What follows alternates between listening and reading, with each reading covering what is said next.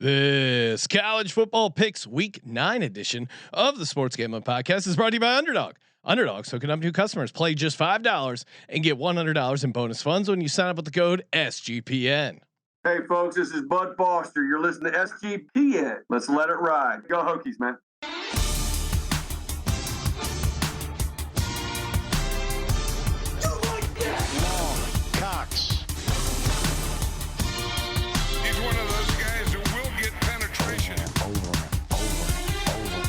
It's a baby fucking wheel, man.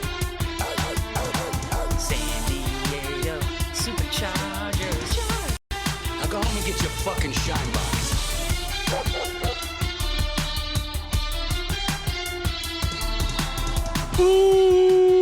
Welcome everyone to the Sports Gambling Podcast. I'm Sean, second the money green with my partner in picks, Ryan, real money Kramer. What's happening, Kramer? Hello, Sean. What's happening? Just feeling pretty good. A little bit of a college football heater. Oh, okay. Yeah, 2 and 1 on your locks there. Forget about that. Just contest picks. Oh yeah, New system. Contest picks. We had a great week, 5 and 2. My overall picks not great. However, I have just been smashing college football Friday night, thanks in part to this gentleman joining us on the line from the college football experience, Colby Dant, aka Pick Dundee. What's happening, Colby? Should have been 6. I'm still mad about the Auburn game, dude. I feel, and the 2 picks I contributed, I think, were Texas Tech and Auburn. Texas Tech was a bad pick, but in all fairness, I didn't think Sam Levitt was going to be playing. So we had some bad injury luck swing on that, but I would also say not great handicap on my part, but Auburn. My God, I swear it's every one of these games happens right before Saturday night. I'm going out to dinner with my wife. I'm just like locked in the car, watching on the phone. We're at the table. Like I normally put away the phone at dinner. I'm like, let me just look one more time to see if this motherfucker missed one more motherfucking field goal. How do you miss 3 field goals? Just hit one of those, you dumb motherfucker. I know they're kids, but that kid is a real piece of shit. And someone before the week happened, he was like, "Oh, I can't believe you're on Auburn. It was a favorite, and now they're a dog. Yada yada. Line movement. They're telling you." And I was like, "Yeah, I don't know. Whatever. I like Auburn." Made the case, and then he slide. Also, these people that slide back in the DMs. I told you so. I told you so. Do you not worship any gambling god? Are you not aware of any sort of jinx or juju that you're gonna just? He's an Indiana fan, and I just pray that nothing bad happens to his team because he's gonna hear it from me. But he slides in and is like, I told you. Yeah, it wasn't because reverse line movement. It was because of this fucking gypsy leg kicker at Auburn. That's what, had nothing to do with the line movement. But yes, you're right. Auburn lost. Gypsy leg. I don't know. Do gypsies not have good kicking legs? I'd imagine not. Oh, okay. They're too busy grifting you and taking your money. Okay. Like this kicker did. He has probably like a trick knee. No, we were on the right side. I'll that one was on that. That one was we super were up annoying. 99% of the game. Yeah, right. My God. Just brutal. I know the yardage was. I guess Auburn had 14 more yards, but I still believe game script wise stuff. We should. That was the right side. It was the right side, but we lost. And what I was getting at was, I've been doing bad or not, just okay below what I normally am able to do on Saturdays in college football. However, Friday night college football at the Circa, I've been on an insane heater. I had Minnesota, which was one of Colby's locks, or I think it was his money line dog, Minnesota. So I played Minnesota and Louisville both straight up. Minnesota and Louisville both on the money line. Minnesota and Louisville money lines parlayed together. So like that covered all my college football losses, a little bit of craps and NFL, and it was just amazing. And both teams like Minnesota, Nebraska wasn't even in that game. Louisville led wire to wire. So we gave that out. I know I picked Minnesota as the play as my lock on the dog, but on the VSiN show the night before, we did a deep breakdown on why Louisville could win that game outright, and they did. Yeah. Miami's Miami. Cristobal is Cristobal. Kramer, how do you feel about Mario Cristobal? No, what I said was this is going to happen at some point. Didn't think it was going to happen then. And yeah, horrible pick in hindsight. Real quick, aside to maybe it was fitting that Sean decided to open the show with a swear word laced rant about the Auburn gypsy leg kicker, because not a couple weeks ago I got a DM, maybe directed to you from the future.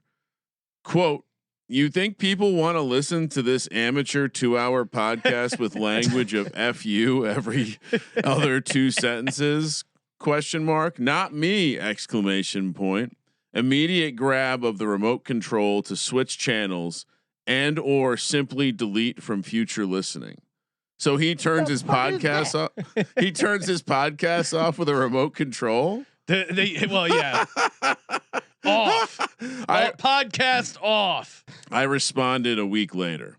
Appreciate the feedback. Show is rated R, not for everyone. The feedback we get, and of course answered all questions and comments on Spotify while you're there. Toss us 5 stars. There's a guy who, and I'll try and get his username. He keeps complaining that our YouTube videos are not loud enough. That he works on a job site with a lot of heavy equipment and jackhammers, and he keeps telling us to turn the volume up. And I keep saying we'll look into it. And is our volume low? I don't think so. If you work at a warehouse, I mean, come on. Well, he prefaces it by saying he's trying to listen on the job site, but it's not loud enough. I don't. Does he have maybe some noise canceling headphones? I would hit us up. Maybe we can find some noise canceling earbuds for you. I don't know if you want total noise cancellation. You might have to hear the jackhammer. Is he listening? So as far as I know Spotify does this. I'm pretty sure Apple does this now. And I think the YouTube mobile app does this. You can say adjust the volume. Yeah. You have a volume slider, but most of these apps now will like fix even if you're a bad podcast with horrible audio, these apps now will actually try to fix it in real time. So I'm very curious as to what's going on. I would say 2 things. One, check your phone, because a lot of times the iPhone will limit if it's getting too loud. No, they do have that setting actually. Check that. It's like a protect your ear setting. So check that. Turn that shit off. Untap it. You're from the 70s or 80s. You don't need that bullshit. And Brett in the chat saying YouTube podcasts are way too low. That's coming from a FedEx driver. So I would say maybe YouTube is doing something. I mean, I look at our mix level, it's good.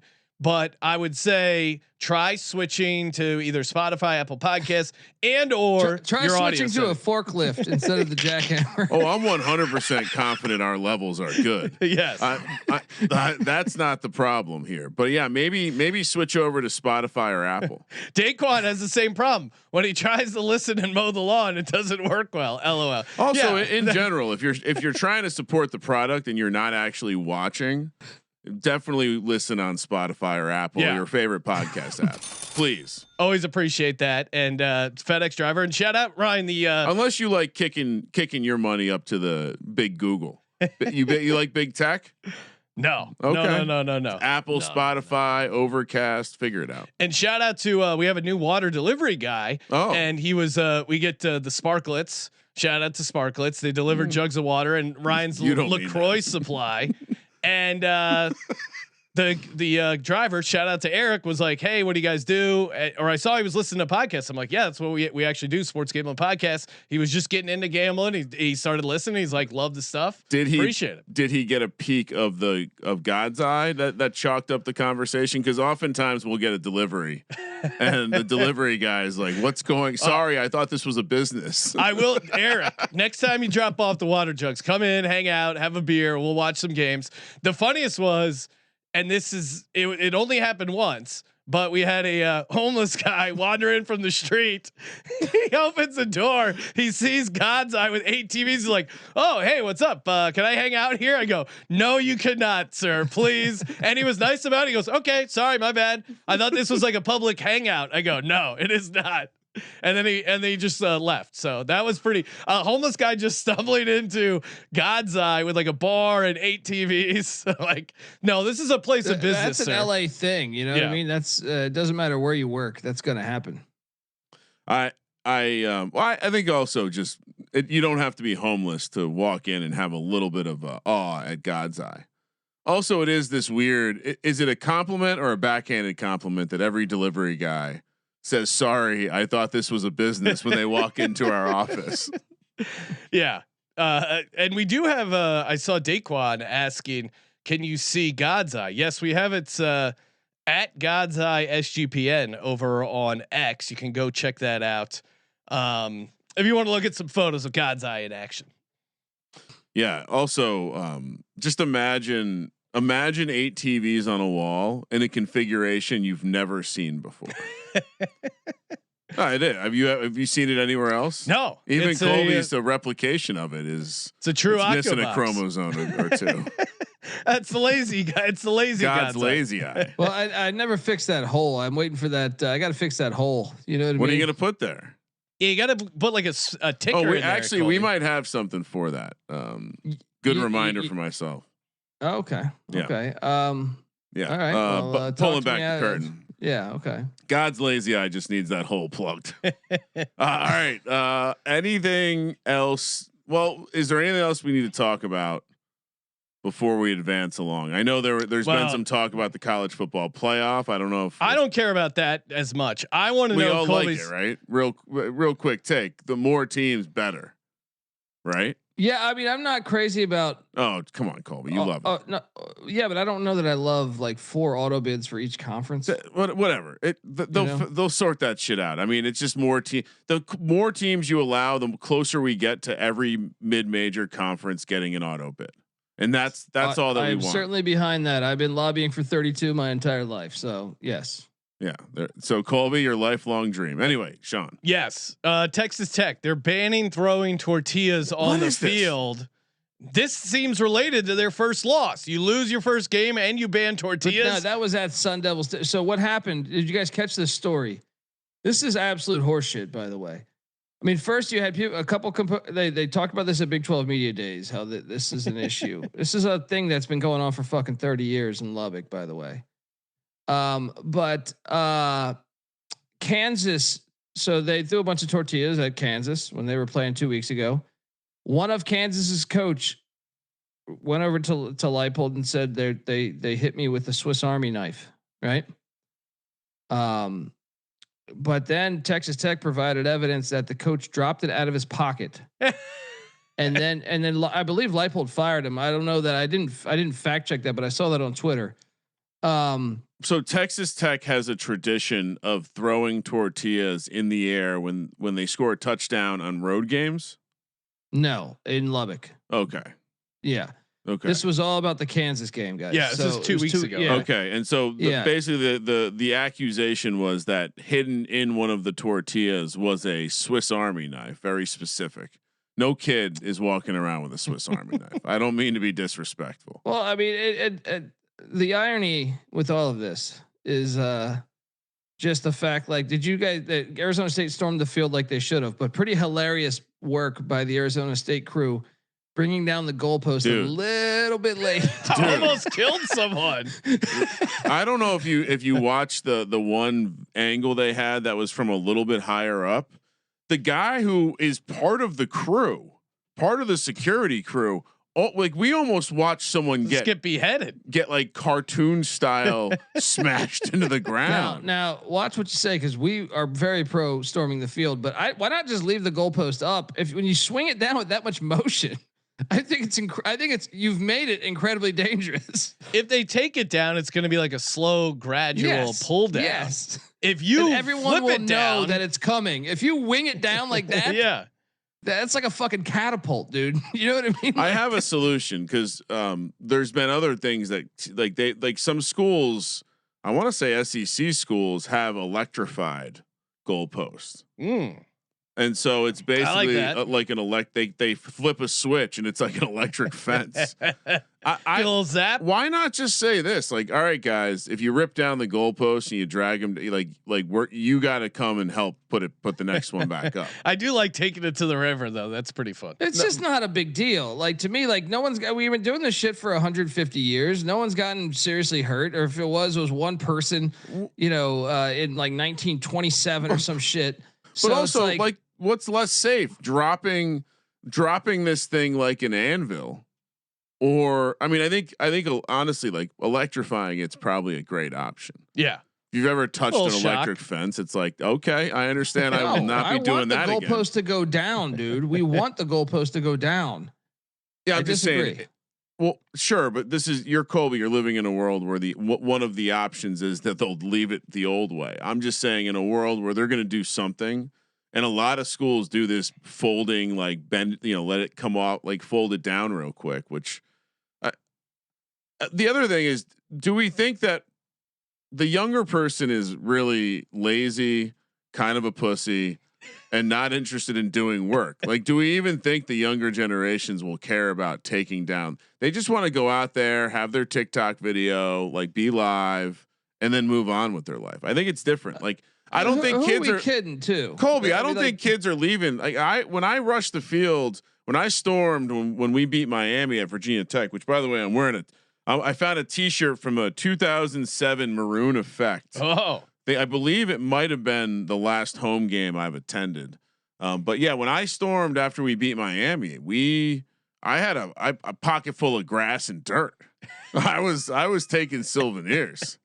I didn't do much with it afterwards, but in the moment, I wasn't looking to climb a goalpost and like that's just, it seems like that's a different type of cat.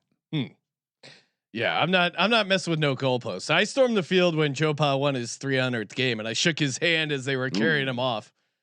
But that handshake didn't age well. Sandusky for life. I was gonna say that handshake did not age well. I didn't go into the locker room. I stayed out after that. We got one more video we had to play. This went viral from the. This is so good. Dude. From the. All right, give it a second. South Carolina, right? South Carolina. The caption is awesome. It says a gamecock turns into a jackrabbit. Guy walking up to a porta-potty. I don't know if this was. I'm guessing since they filmed it, he had an idea of what was going on in there. Yeah. So I or his buddy told him go open that door. Well, again, according to people on the internet who claim to, potentially even the inside activity might have been a little bit staged. Yeah.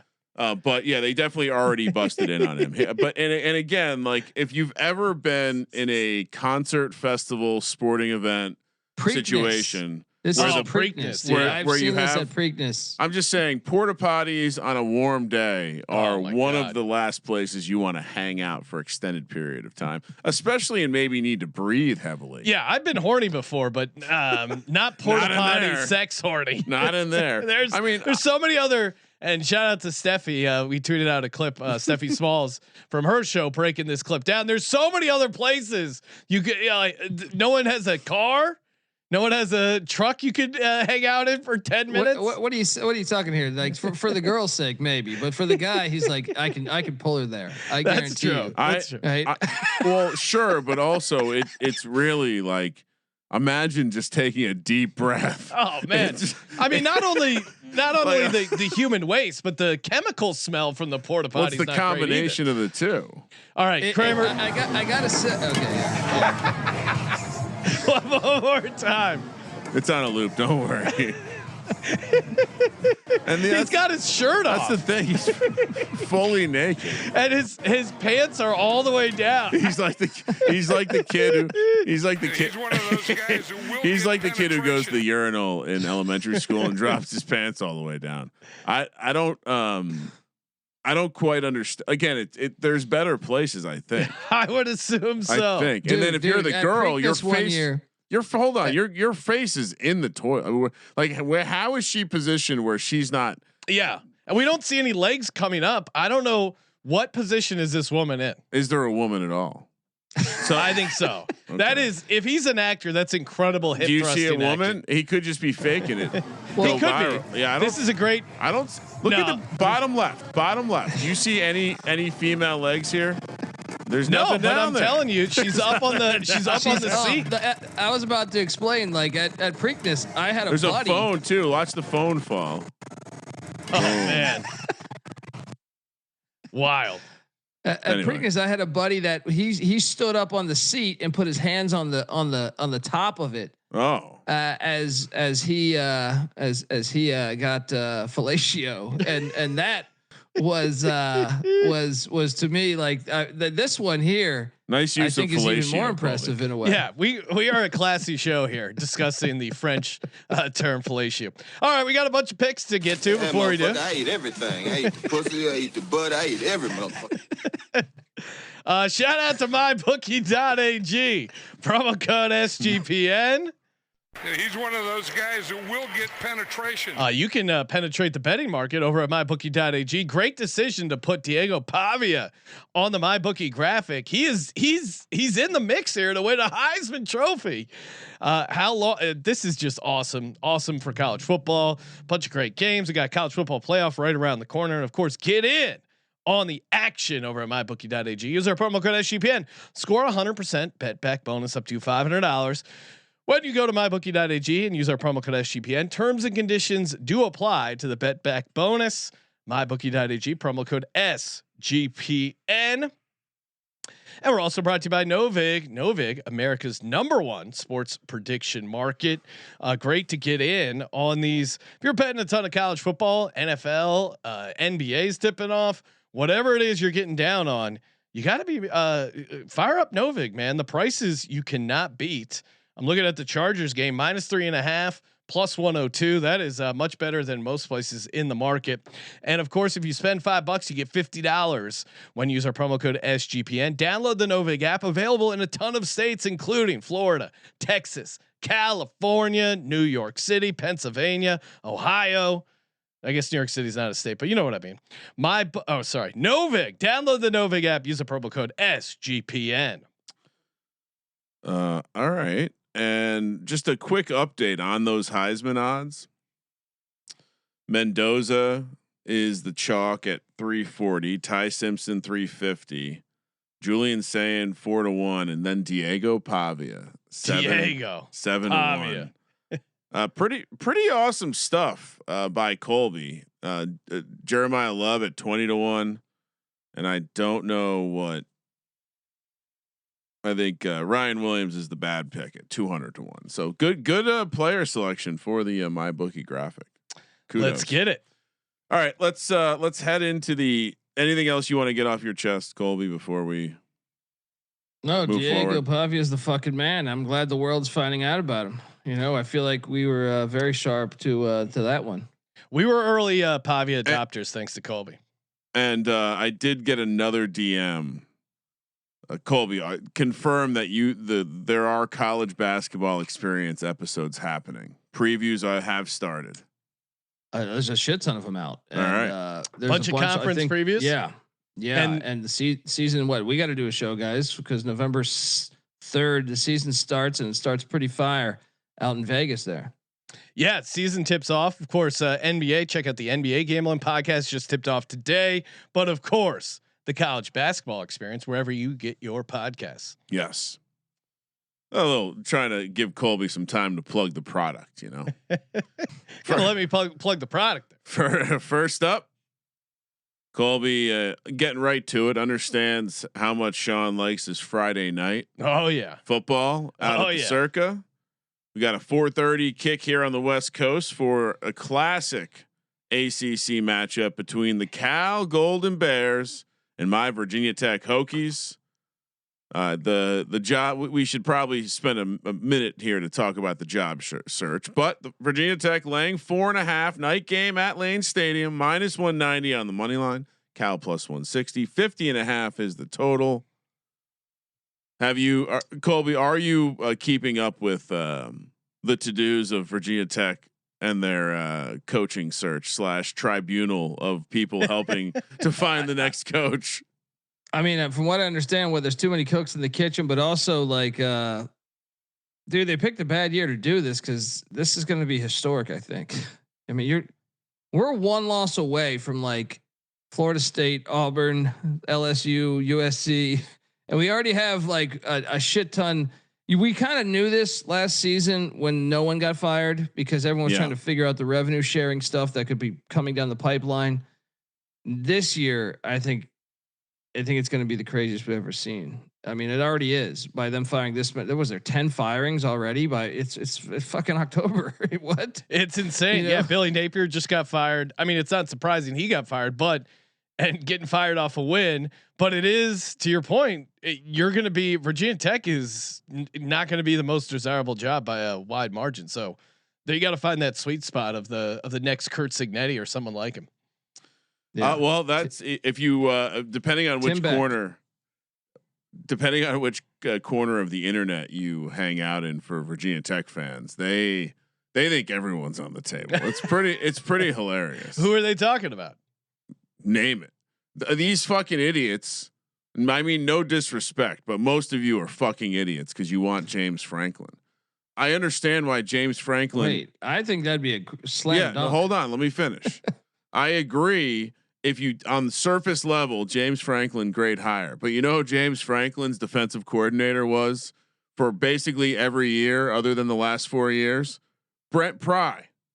Bring him back. You just can't. You gotta have a little space, right? You can't start dating the sister. That's bad. I think you go in. That's like probably the best you can do, in my opinion. But I think Florida and Florida State and some other schools are going to want him too. So yeah, he's going to be too expensive, I would think. Yeah, I don't know. I don't really have an opinion on it, but I did. If the draw Tim Beck is who they should hire. Tim Beck. It sounds like he's the OC of Vanderbilt. Yeah, no, I mean, obviously fun what they're doing over there. It sounds like basically Bruce Arians is a prickly bitch. That's what it seems like. Bud Foster, Eddie Royal, and a bunch of the other folks seem to be pretty aligned.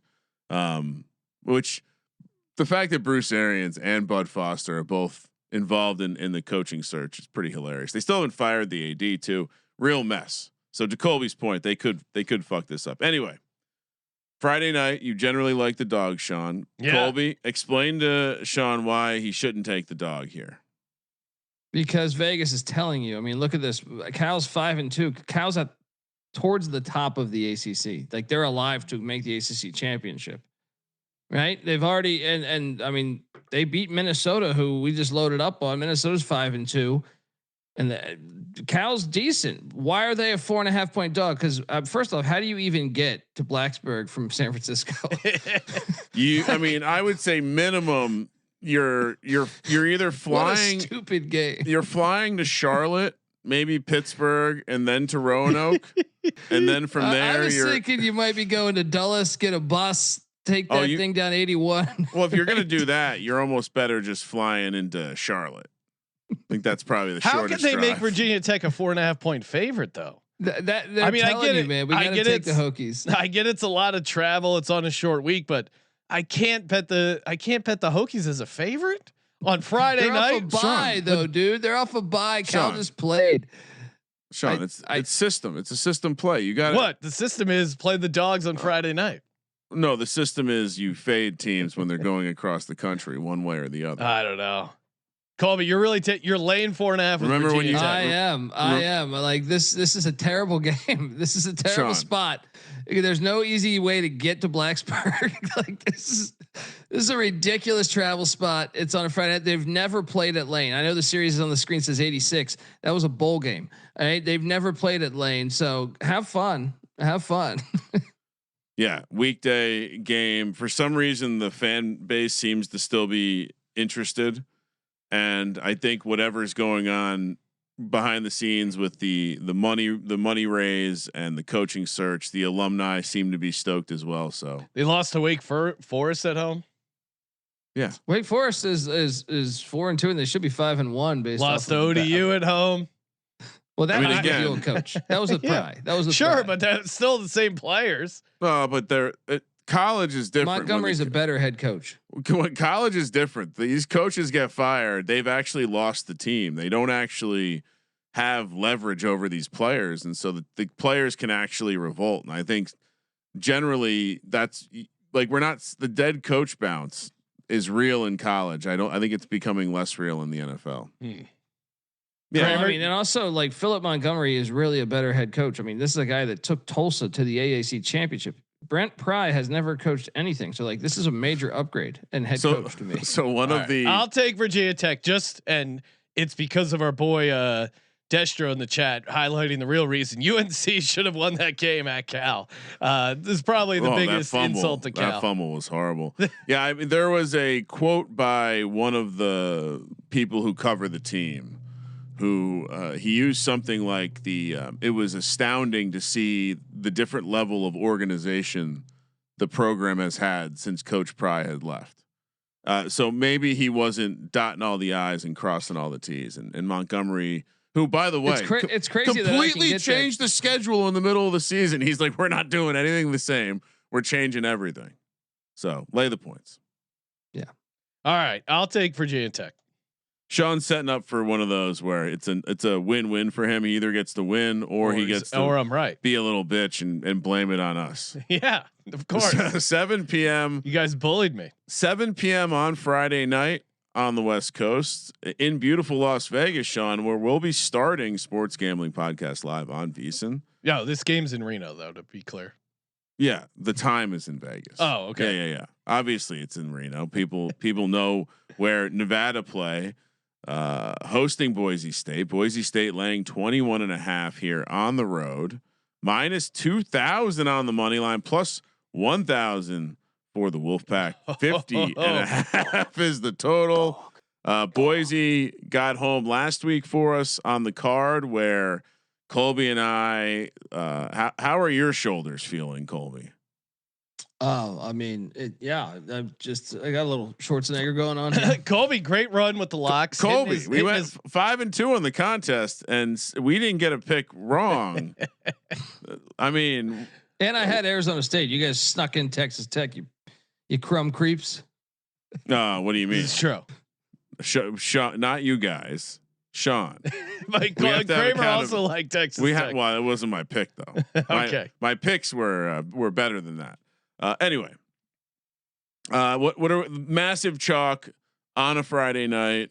I'm sure Sean is just licking the lips to figure out how to get the 10-1 on the card. Oh, what do you mean? You just play Nevada on the money line, Reno elevation handicap, 4,500 feet. Now Boise is at 27, but still huge jump up. This, to me, all jokes aside, I think this is a massive letdown spot potential for this Boise State team coming off a big home win against UNLV. They have Fresno State at home next week.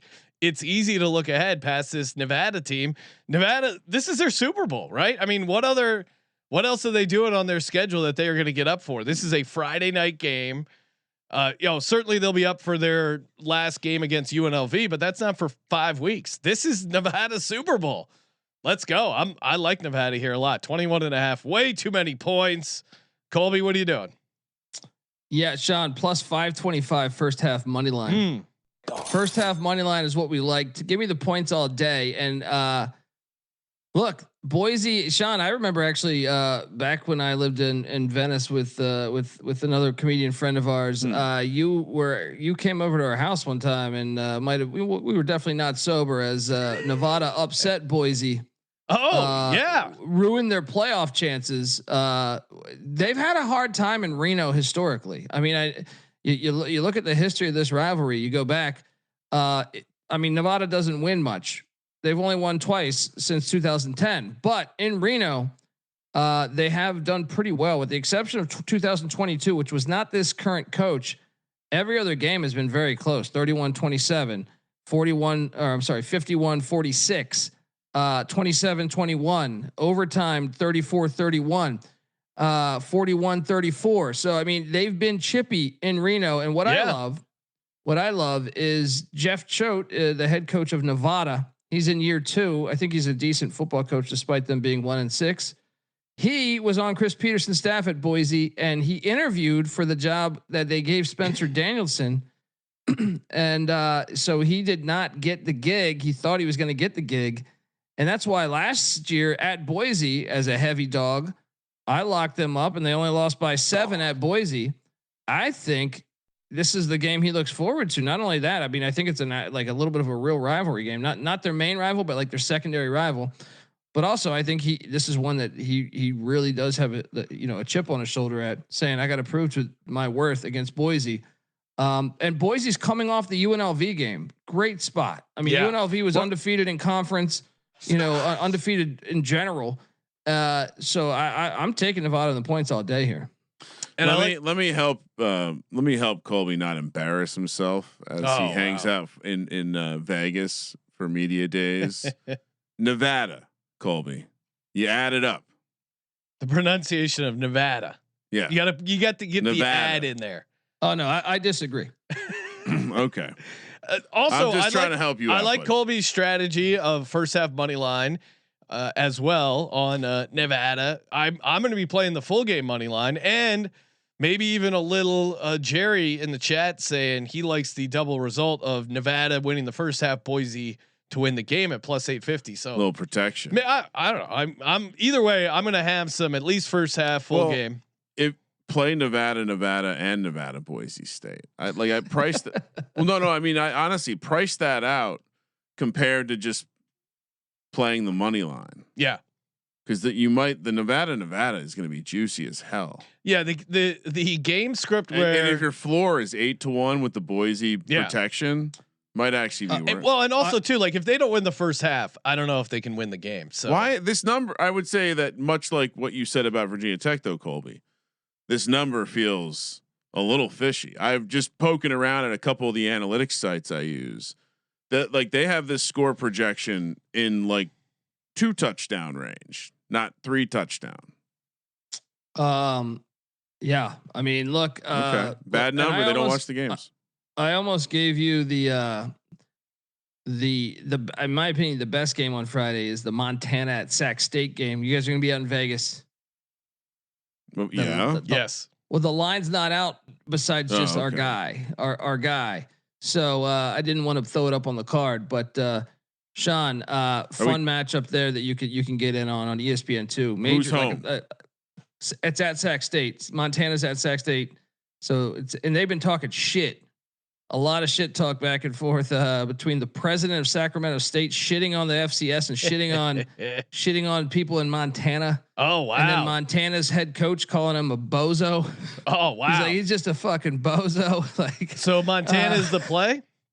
I'm on Montana. I think I think it's gonna be 4.5. But remember these FCS lines jump. This will be quite the conversation with Jeff Benson, director of the sportsbook at Circa.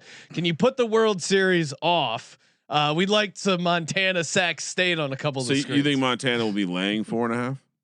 Yes. They're 7-0. Sac State is 4-3, but Sac State spends a shit ton on that roster, man. They have a bunch of former FBS guys. Cam Scattaboo, former school. So of course I'll be on Sac State and Nevada moneyline parlay. Which Kramer? So you're officially on Nevada. Plus which, by the way, Colby, your FCS source got shouted out on Sports Center with SVP. So that's fun. Yeah, there we go. He's a real person. He's a real person. Oh, actually, during bad beats. So fun. Ole Miss now on Saturday, heading to Norman, Oklahoma, where God did we call Oklahoma fucking that up? I don't know. I feel like a couple things happened this past weekend. Very annoyed that the Texas Tech situation happened like it did, and Oklahoma and Ole Miss both kicking the nuts. 9 a.m. here. I didn't hit on the fact that you're complaining about tortillas hitting you when you're in a uniform where you're playing football where you hit each other, and it's a fucking tortilla. Come on. We can't take. We can't. Like raindrops. There's like tortilla's the softest thing you're gonna get hit with all day. Well, this is the same university that wasn't happy with Coach Leach's treatment of a player, showing him who's. Well, listen. What do you think? I mean, he fucked up. He had to go in the shed. What's the big deal? Ole Miss, Oklahoma laying 4.5, minus 210 on the money line. Ole Miss plus 175, 54.5 is the total. And yeah, by the way, you want to talk about a soft ass complaint? Wah! I got hit with a tortilla. Come on. And all those other coaches that complained, I have, Swiss Army what are we knife. talking about here? No kid's got a Swiss Army. How do you go home and look at your wife? How is work? Horrible. I got assaulted by a tortilla. Come on. A tortilla. Hit me in the eye, sweetheart. These bastards in Of Lubbock. all the things you want to complain about or fix in college football, we got to start with the tortillas. Get the fuck out of here. It's probably You get the fuck out of here is right. This is a good game. I'm excited for this one. Yeah, I mean, and one thing we probably should have hit on is like what's great about this season, and you're seeing just the carnage right now. It feels like I think nobody has a clear cut idea of like the best team in the nation. You know, I mean, I think some think Ohio State or something, but they haven't really played a lot of great competition. And now you can kind of sit back and this is like a playoff game right here, guys. This bozo. Kramer decided to put up the tweet from Todd Furman. College football parity is great until we get USF versus Georgia Tech in the first round, and nobody watches. Tell me I'm wrong and tell me I'm an elitist, but the ratings won't lie. Who cares? I don't. What is he arguing for here? People watch it because it's a college football playoff game and because they're going to be gambling on it. Sure, if bigger teams or bigger programs might generate a little bit more interest, but it's interesting. It's going to be interesting because it's a playoff game. Also, it's interesting to see new teams. It's interesting to see that Georgia Tech and South Florida both legitimately have a chance if they're in the playoff at winning the national championship. You're letting them decide on the field. It's incredibly interesting. And look at Indiana, like, teams like that who they got worked in the playoff, but then they come back next year. They add on to it. This is insane. This is a fun matchup. Yeah, I mean, this guy sucks. I mean, look, most of the media, first off, I never trust anyone named Todd to be cool. Well, this is he retired his gambling podcast. He had a gambling podcast, got tired of talking about gambling, retired his gambling podcast, and you're taking his opinion on college football. He got ratioed pretty hard, and it's hilarious because the screenshot that Ryan took, one of the replies is Connor Stallions. I can't see what he's saying, but and yeah, I mean Navy's going to be in there. It's just awesome. What's interesting about the take is, like, certainly you have national brands, but if you use college basketball as an example, there's also a very awesome opportunity for the television networks to sell the story Cinderellas of whether it's Cinderella or just introducing people to a program they might not know, a coach. They love that kind of content. And so I think Todd Furman is just projecting. I mean, again, if you haven't, if you don't know the history, he stopped doing his podcast because it was too much work. I don't know his history. If you want a hilarious podcast, download their last episode where they're like justifying why they're retiring their podcast. And as someone who knows sports gambling podcast ad sales, like everything they're saying is just wildly all over the place. They said the Walking Bets lady, oh my god, Taylor Mathis, that she submarined the sports gambling advertising market, which is an insane take. I almost want to have him on and be like, God, what the fuck are you talking about? If you don't want to do the podcast, don't do the podcast. But your rationale was just insane. And it's insane a lot of the here. media, though, dude. I feel like a good chunk of the media is just these nerds. I don't know this guy's background, but I didn't know who he was before he made this tweet. But Colby, make a really hot take tweet like this so we can go viral. We're loading up. Actually, I have one for it's later on. It's where College Game Day should be. I know you're trying to fix the kickoff. Those have not gone viral yet, but 877 kickoffs in the NFL. 877 and just one goddamn touchdown. It is. And this is what bad. You guys are saying. This is football. This is the dynamic my ass, and your landing zone, your goddamn landing zone, please, right? That sounds like some shit on Roger Goodell's vagina. Wow. Oklahoma laying 4.5 at home. I don't think Goodell has a vagina. That's very disrespectful. Yeah, you can't go after the king. Yeah. I like Oklahoma a lot here. I think a little bit of a tough loss there for Ole Miss, back-to-back road spot. You got the young quarterback now on the road. I mean, they some of it obviously is Sellers, but Oklahoma's defense, as someone who was on South Carolina, the defense traveled. The defense gave Sellers fits. I know Ole Miss, their offense is super dynamic, great, like Dan Marino's wife there, but I like this Oklahoma defense at home, and maybe it's one more week for Mateer to get his hand right there. Oklahoma's Dan Marino and his really dynamic wife. The only time Oklahoma let up more than 17 points was against Texas, and it wasn't because the Texas offense looked so good. It's because they gave them 3 interceptions. So I think they play a cleaner game here at home, and I think Boomer sooner rolls. Colby, what are you doing here? Yeah, like I mean, Oklahoma at home is normally really good. And Ole Miss is like this is a bad second end of a back-to-back in my opinion. Like you get the big game against Georgia where Lane and Kirby were on the same staff with Saban. I think he kind of knows they got him a year ago, so I think that's kind of like he knows the chess match, went up against each other in practice forever. And now on the second end of the back-to-back away, you got to go to Norman. I'm on Oklahoma lay it here. I think they're going to really shut down this offense. Kramer, how many times have they played in their history? Just twice. Well, I mean, not much because Oklahoma was in the Big 8, in the Big 12. No, it's just interesting. These new rivalries are so much fun. Yeah, I mean, Oklahoma. How can you like something that's got 1 touchdown out of 877 tries? Sorry, I made the mistake of how can you like that? Putting a comment. How the fuck can you like that? I like this year's kickoff rule. I am with you, Colby, that they should go back to the original kickoff rule. That being said, the college one is almost as bad because there's a kick return tonight for touchdown. You are blowing that shit way out of proportion. When 60% of the kickoffs end in touchbacks, that is boring.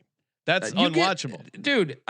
They should USC Notre Dame, the biggest play of the fucking game, the biggest play of the whole game. USC goes on this long drive to essentially cut this thing with 3, and all of a sudden you're thinking, wow. And then you kick it off, and Notre Dame's Price takes it back for a touchdown. It is the biggest momentum thief in the game of football to have your best athlete back there. You see it every weekend. Nebraska beat Maryland 2 weeks ago with 2 returns for a touchdown, basically. No, like this, that rule is terrible, dude. That is a terrible. Then don't get me started on the onside kicks too. Like the onside kick shit is even worse. I agree. Colby doesn't hear. I'm agreeing with you. They should go back to the old kickoff rule, but college football needs to change their rule as well because touchbacks are not interesting and or exciting. But you're still getting a lot of kick returns for touchdowns that happen every Saturday. Well, a lot of it is because you have 100 games. You're going to have some kickoff returns. And I agree, it's a higher percentage, but still, there's so many touchbacks. Sorry, I zoned out for a second. Has he not seen the NFL kickoff this year? It's awesome. It's dynamic. Kramer, what landing zone? Someone said in the chat, landing zone, good name for a strip club. Kramer, what are you doing here? Ole Miss or Oklahoma? I mean, I think the part of that two elements of the or 2 bits of data that I looked at for all these teams today. One, this was like Colby said, this is a dreadful spot. Not to mention playing against Georgia. I feel like if we tracked it this year, Georgia does wear on you a bit, but yeah, the back-to-back spot, but also Sean, this is a game where when you look at the betting splits, big time sirens going off. Oh, really? Big time public dog. 75% of the tickets are on Ole Miss, but 65% of the handles on Oklahoma. Easy play. Lay the points with Oklahoma. We're all agreeing so far, which is maybe good. Colby's been hot, so maybe that's the strategy. Copy Colby. Enjoy Ole Miss Discord. Sad Lane Kiffin game loading. Kansas State heading to Lawrence, Kansas to take on Kansas. Another 9 a.m. kick here. Kansas laying 2.5 minus 145 on the money line. Kansas State plus 125. 56.5 is the total.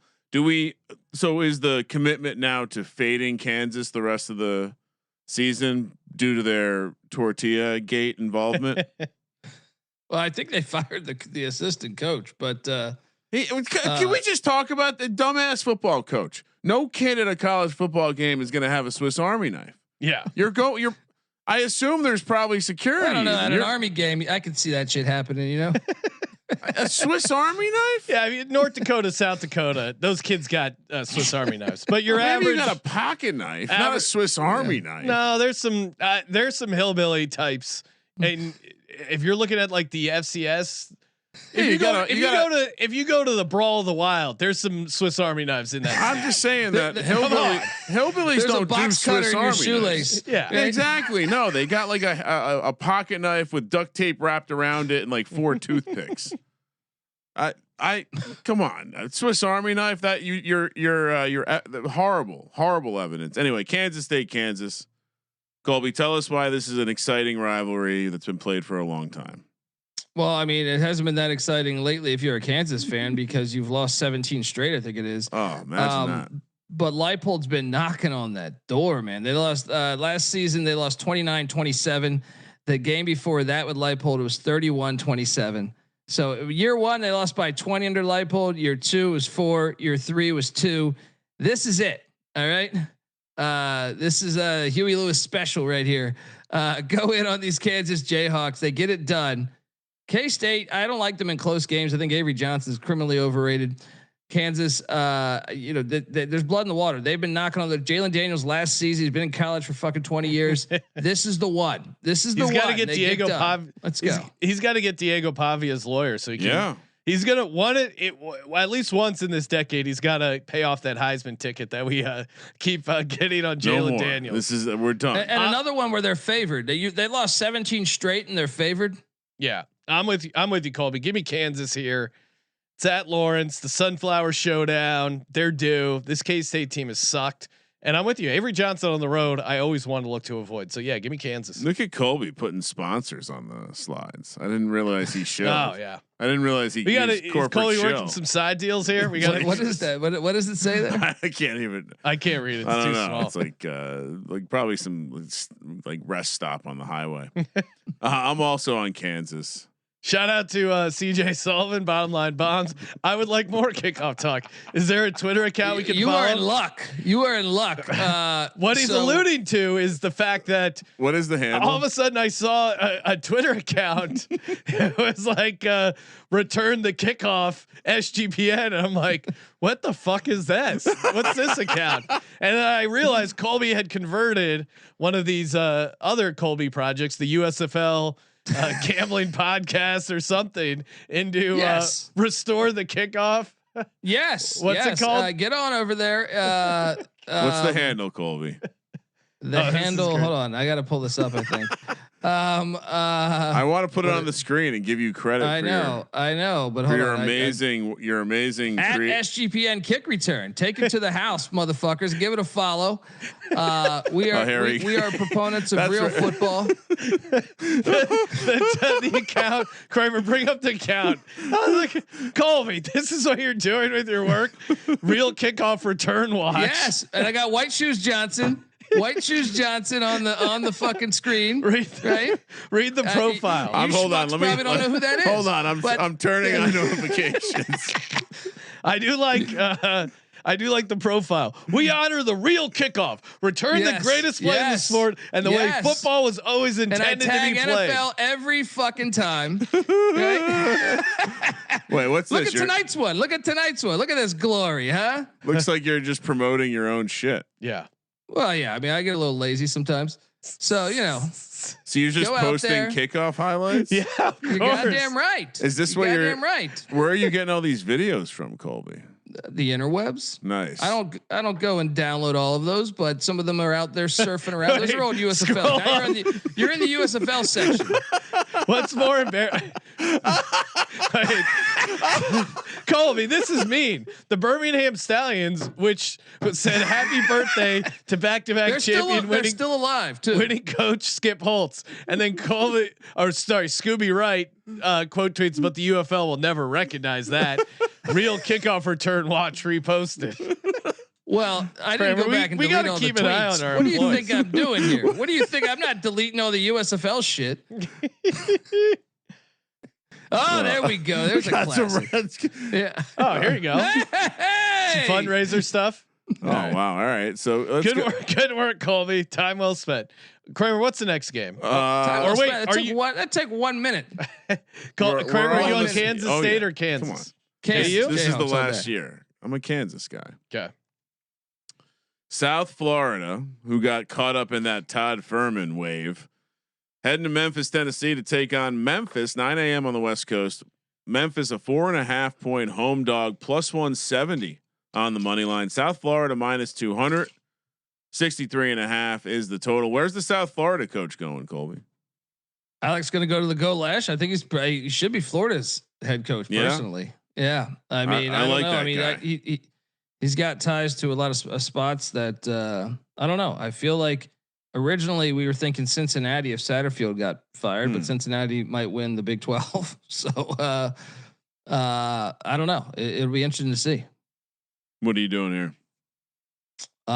I will take South Florida because right now Memphis's quarterback Brendan Lewis, who's on the Pavia plan 7 years, he's questionable and he got knocked out of the game prior. So I need to know that he's playing if there's any chance of a live dog. So give me South Florida until otherwise. Yeah, I'm with you. I love South Florida. I'm kicking myself for not taking them against North Texas.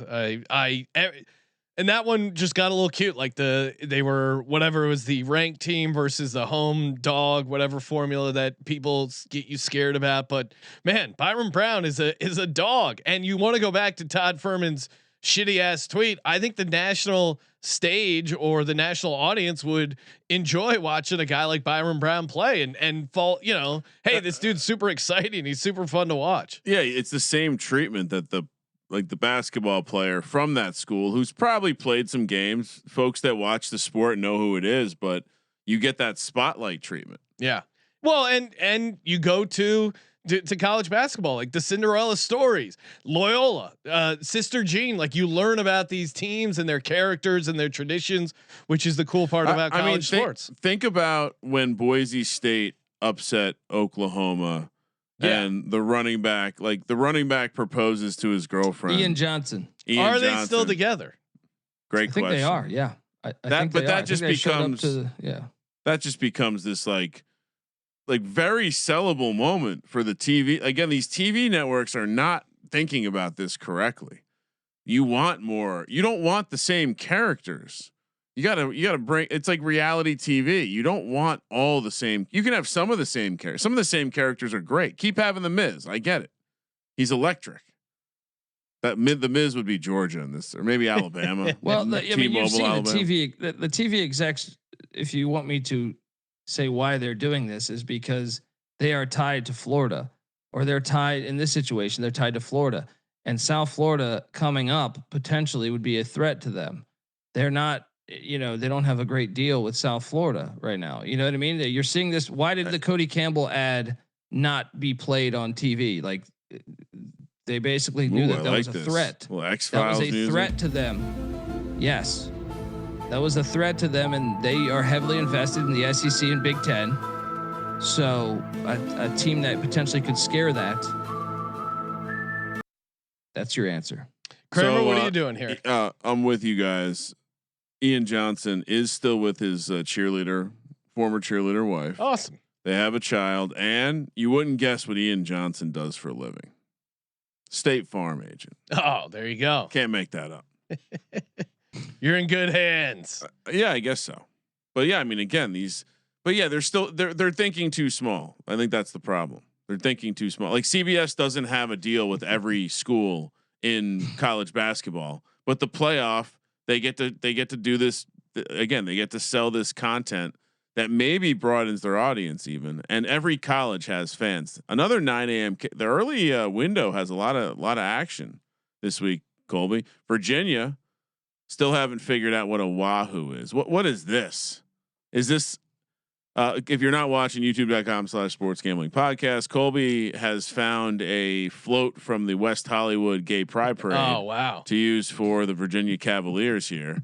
on the road against North Carolina. You really put me in a rock and a hard place situation. North Carolina. Sean, a Hokie is not surviving that guy with the sword and everything. No, There's no chance come on, this Hokie look at surviving. that.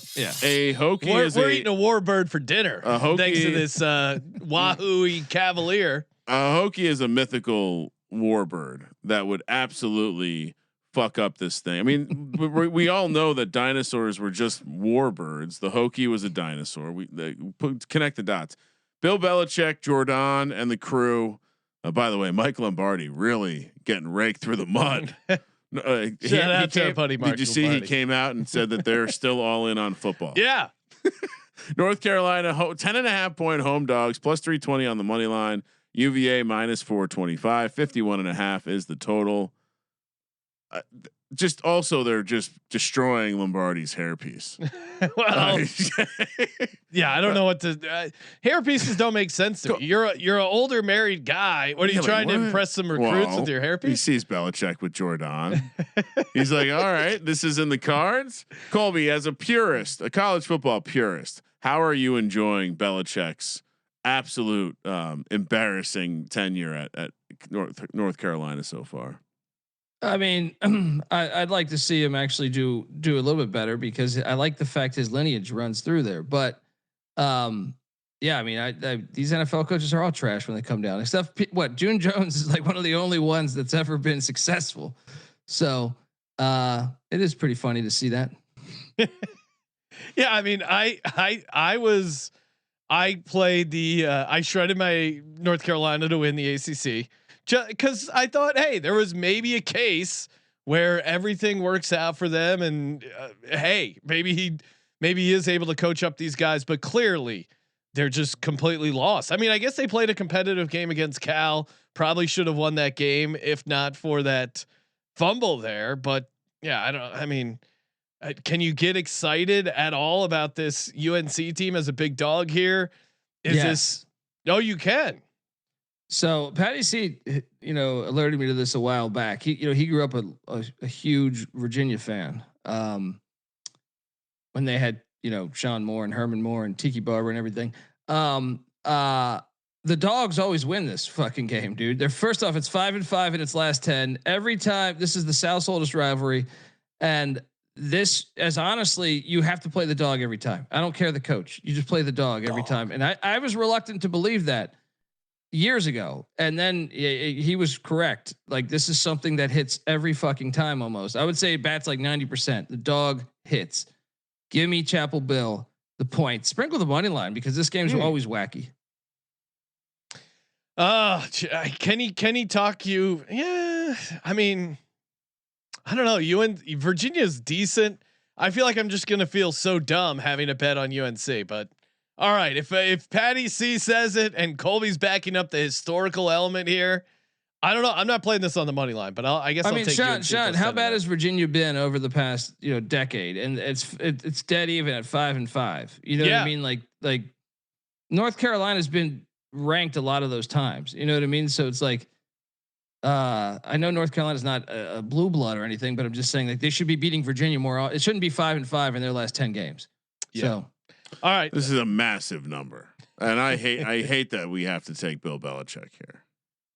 I hate that you put this on the card, Colby. Did you hear? Apparently, the Virginia football team got yelled at for a very long time. Really, a very long time. Colby, do you have any insight there? Apparently, the press conference was very delayed because he was yelling at the team. So well, they should have lost that. That game was ridiculous. If you didn't catch the Washington State game, Washington State was up the entire time. That was a game-winning safety. So Washington State's so that there's two returners back on the kick. The other returner calls for a fair catch, which is normally when the guy who catches the ball calls for a fair catch, it advances to wherever you want, or the 25. But his teammate called for the fair catch, which means you get it right there so you got it at the half-yard line. And then the next 2 plays later was a safety. So, I mean, it was pretty ridiculous right there, but Virginia got very fortunate to get out of that game. Yeah. All right. I'll take UNC, but it's not going to feel great. Kramer, what are you doing? I'm not taking UVA. That's what I'm not doing. Okay. So you're taking UNC plus 10.5. Yes. Unfortunately. I will say that for being out playing a very late body clock game against Cal. Yeah. They didn't look. They did. I thought they were going to turn into hot ass in the second half, and it didn't happen. Cal didn't cover, so I'm gonna. Yeah, let's home dog UNC. And didn't you guys like? I thought with Belichick, it was more possible than say like when Lovie Smith went down to college. I was like, that's going to be a disaster. Yeah, that was when Herm Edwards went down. I was like, that's not going to work. With Chapel Bill, I thought, man, his son's coached college football, his dad coached college football. Like I felt like there was a better infrastructure for this to work. So that's why I still am optimistic that this could work. Well, there was a lot of heat a couple weeks ago about him stepping down and his opt out, and it seemed like almost a done deal that he was not going to come back. Do you think he's back next year, Colby? I do. They have too much money. I mean, unless like with maybe the history of like his dad coaching there, his godfather coached there, you know, like maybe unless he was generous and didn't take the buyout, but I you know, cause the buyout's huge. That's the only way I can see it is like, man, I'm 73. Everyone's bombing on me. You guys can keep the money. Let me go sit on an island. Right. With Jordan, but I think he's back next year. Is it a big buyout? I thought. I mean. I guess. Well, now with Franklin, like, what? Well, no, how do you want to measure it? His buyout was comically small because they both had outs. It was like that weird thing why people were reporting he could leave before the season even started, and I thought it was. But why would you go all in for that experience if just what is the buyout? So here's the current buyout. So now that we're at where we're at. So the buyout was 10 million on June 1st, 2025. It dropped to 1. Once the season started, if he gets fired without cause, his contract is fully guaranteed, or 2 years is fully guaranteed. So it's $20 million. It looks like is what they. Which is exactly what you get to pay your players. So I mean, you're basically would be. Yeah, I don't think they're going to blow it up. I think they're going to try and figure out any way they can work it, because to your point, Colby, if you have to pay him off and deal with this buyout, that eats into your recruits and your chance to get a big name coach. And look, I don't know about Michael Lombardi, but at the same time, to his defense, these guys were hired after the portal window for the most part. Everyone else had already been going anywhere. So they got the second portal window, but your talent level was not the same as the first one. The first one, you get a way better option of talent. So I think he deserves more than a year. When you're overhauling a roster like that, you're getting slim pickings, I think you deserve more than a year. Yeah, I mean, I definitely agree. So, all right, here's how it worked: a 5-year deal, but the final, the first 3 are guaranteed. That's where the buyout number comes from. The last 2 are not guaranteed. So it's a very interesting contract in general. I think you've also It'll be 78 for the last. In a weird way, though, the only way they can in some way the only way they can really save face is let him have some time to hopefully be successful. Because if they give up now, it's very much egg on a lot of people's faces. Yeah. But so everyone on UNC plus 10.5. Unfortunately. But I mean, we can't take this. They got yelled at for so long. 9:45 a.m. on the West, and for whatever reason, I believe the chat was seeing a different slide than we were seeing. You know what? I think I hit it. Well, you hit it. So you hit the slide here. No. What I'm telling you is when we were looking at North Carolina UVA for most of that time, they were seeing this slide, and then I just anyway, Auburn heading to Fayetteville. We're just going to talk about road rash face every week now. Arkansas laying 2.5 minus 125 covering for us on the money line. Auburn plus 105, 57.5 is the total. There were plenty of reports that Hugh Strip Club Freeze was not going to be the coach anymore. He asked for a vote of confidence from the AD. Did I misinterpret that story, Colby? That's a red flag, right?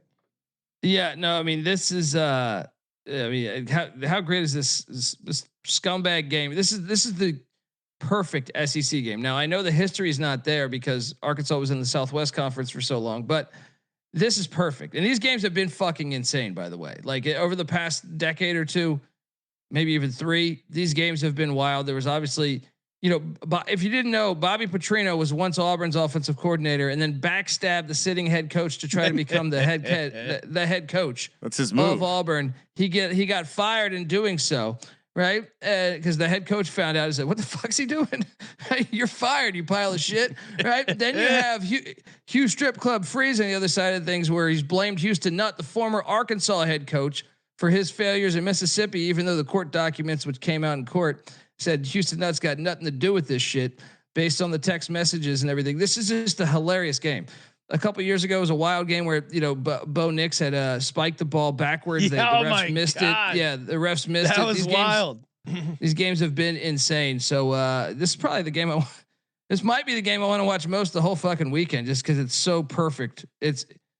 These programs just don't give a shit, right? Like whatever. They could have OJ Simpson if he could win games. He would have been the fucking head coach. But yeah, I mean, as far as the line goes, I think Petrino and his Arkansas team is a little bit better right now. Auburn's all over the place. I mean, both teams, Arkansas's defense is completely trash, but I think they're in better shape. Petrino seems to have the team. I feel like a better grasp on the team right now than Auburn.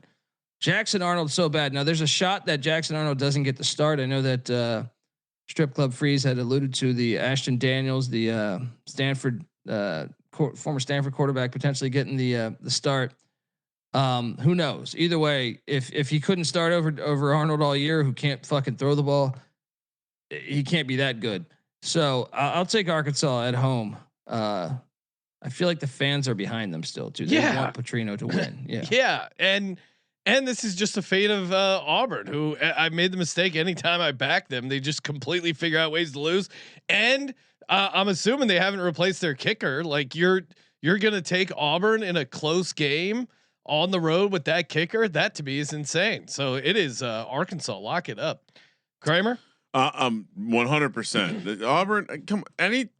You can't have we're going to fire the coach moment. Then the coach doesn't get fired, and then it's a good thing. Yes. Also, worth reminding people that Bobby Petrino did quit the NFL in the middle of the season when he was a coach of a 3-10 team. Didn't tell his team. Just put notes. Well, let me read you that note. Which, by the way, it was a laminated note. So he had some assistant make a laminated. He was probably worried someone would change the note or something, right? Why else would you laminate it? I don't know. Get on out the Kinkos. Hey, get on out the Kinkos and laminate these. Laminate my resignation note. Falcons players would find out when they showed up at their lockers to find a 78-word letter from their ex-coach, which was laminated. I love how that was noted. Quote, out of respect for you, I'm letting you know that with a heavy heart, I resign today as the head coach of the Atlanta Falcons. This decision was not easy, but it was made in the best interest of me and my family. While my desire would have been to finish out what has been, he is a real family guy, as we learned. Yeah, what has been a difficult season for all of us. Circumstances did not allow me to do that. I appreciate your hard work and wish you the best. Sincerely, Bobby Petrino. Seems like a good guy. Well, I mean, the fact he laminated shows he got someone to laminate. Maybe he did that himself. You never know. And what was he leaving for, Sean? To take the head coaching job at Arkansas. Yeah. Lay the points. Well, I mean, I'm a storyteller. San Diego State heads to Fresno to take on Fresno State. 12:30 p.m. on the West Coast. Fresno Should State. I press it? Yeah, go for it. You got it. Why you think that's the problem? I don't know. I've been maybe that Kramer asked for help with the slides, and then I go to move the slide, but then it seems like Kramer does it. So who is moving the slide? I'm not moving. I don't ever move the slides on. Okay, I'll move the slide. Okay, I got you. But yeah, no, I mean, Sean getting a little uppity over here. No, I go to move it, and then sometimes it's already been moved. I assumed it was you moving the slide, but it turns out it's this slide master himself, sandbagging son of a bitch. It's a puppet master, and he's used a absolutely behind enemy lines glorious logo here for the San Diego State Aztecs, who are laying 2.5 on the road in Fresno, -150 on the money line. Fresno State +3 or +130. 48.5 is the total. Maybe one of the cities where you can get the best kebabs outside of Glendale, California. Beautiful Fresno. Ooh, good Little nugget pro there, Ryan. I did stand up in a Thai restaurant in Fresno once. That was fun. Oh, that sounds like a completely different vibe. What else do they do in that Thai restaurant, Colby? All right, what Colby? This feels like a trap. On behalf of our gals or on behalf of these dogs? What are you talking about here? It feels like they're trying to trap us to take San Diego State. Well, I mean, look, this is a huge game in the Mountain West. The winner will probably have the inside track on potentially playing, Boise State. I'm on San Diego State. I think they're see Matt Ensign Fresno's in year one, and as much as he's done really good, he's overachieved my expectations thus far. I still think you're working out the kinks a little bit. Whereas Sean Lewis in year two at San Diego State, man, they look polished to me. They look legit. Look what they did to Cal. So even though it's on the road, Fresno is, in my opinion, the best California college football fan base. So it will be tricky, but I think give me something like 35-31. San Diego State gets it done. Lay the points. Really, I like the Aztecs, but I don't think they're letting up 31 points. His defense is really good. They're averaging now. Some of this is at home, some of it's at different competition, but I liked what I've seen out of their passing offense too. That's randomly perked up. But San Diego State's defense, 12.1 points per game. I get it. Fresno's going to be up for this game, but smash the Aztecs here. Love them. So we're gonna eat the cheese right off the track. We haven't backed our girls all year, guys. I mean, we haven't even been on the slate. Which, by the way, that performance Fresno had against Colorado State a couple Fridays ago was pathetic. Maybe that's the bad taste I have in my mouth. That's why I think it's a trap. Yeah, lay it. Our gals, we're back. Which of course that did start as a basketball thing, but then we fell in love with Rashad Penny and some of those other running backs that came through. The Vegas did not adjust. Norm Chow was so bad at Hawaii. Rashad Penny, we cashed in that like 4 straight years. We're like, they had Donnell Pumphrey too. It was like, man, Pumphrey who got signed by the Eagles. I thought he was going to be decent in the pros. He was not. 12:30 p.m. on the West Coast. The Fighting Illini take to the road and head out to Seattle, Washington for some sailgating. The Huskies laying 4.5 -200 on the money line. Illinois +165. 54.5 is the total. And we have our first Goatsy logo version. Colby likes bringing them out. Wait, which one? What do you mean, which one? I don't know. I mean, there's more questions than answers there. Are we taking the Pac-12 home advantage here? No, I'm not, because Illinois was on bye. Washington's the team that's actually having to travel here. Give me the Illini and the points. They stay within this number, and Washington's a little bit phony, man. And in fact, the Illini could have got out there a while ago, and I think they did. Really? Yeah, I think they were out on Monday, right? Didn't I see something on Twitter with that? Yeah, I'll take, maybe it was Tuesday. I can't remember, but I like that if they did that. I'll take the points, man. I think I'm going against in this game. Give me Washington at home, sailgating. Illinois has to travel. I fell for this with Rutgers, not falling for it again. I don't care if they're coming off their bye. These kids, come on, they're kids. They can't handle the travel. That sad ass dog you got up here for Washington. They're gonna cover and get the win. Lay the 4.5 with Washington. Kramer, what are you doing? They did get out there already, so Kramer loves a good travel. Tuesday, I saw on Twitter, right? They said something. Yeah, they're got there. Okay, I'm intrigued. Colby has my attention because I'm a big Bielema guy. Give me Illinois. Joe Judge coaching tree. I mean, look at all the good, all the good that Joe Judge did to get Jackson Dart ready for the NFL. Forever in debt. Missouri heads to Nashville. We should mention. Go back. Jed Fish is rumored. He's a Florida grad, and he got his start at coaching at Florida, and allegedly the story is that he put a note on Spurrier's car for like an entire year. Until Spurrier actually hired him as a GA, right? Florida's opened up. A lot of people are saying Jed Fish to Florida. Another reason why you might not want to take these dogs. You think he's already looking to move on? No, he's looking to beat Illinois. You're not moving on if you're not beating Illinois at home, laying 4.5. Yeah, this is just a continuation bet for Sean. He already laid it out. Missouri heads to Nashville, Tennessee to take on Vanderbilt, where Vanderbilt laying 2.5 minus 140 on the money line. Missouri plus 120, 52.5 is the total.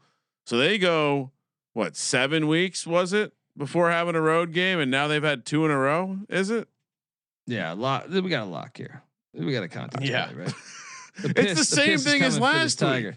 This It's Tiger's a got his trap mouth line. open, ready for that piss. Ready for that piss. It's gonna hit his mouth. Missouri had no business beating Auburn. Now you go on the road to Pavia. It's a Do you trap. guys remember right? last year too? Vanderbilt clearly outplayed Missouri the whole game, right? Was the better team, but Yeah. Vanderbilt's kicker missed like 3 field goals, including an overtime. to And they win got the a game. revenge Yeah. handicap. Yeah, You don't I mean, need there- to think about this one. There's piss flying in the air all over these Tigers. And shout out, someone did send me a long piss sound effect, but it's like 2 minutes. So I don't know how, I don't know if I have the gumption to find the best 10 seconds of the piss, but I might do some piss sound research later.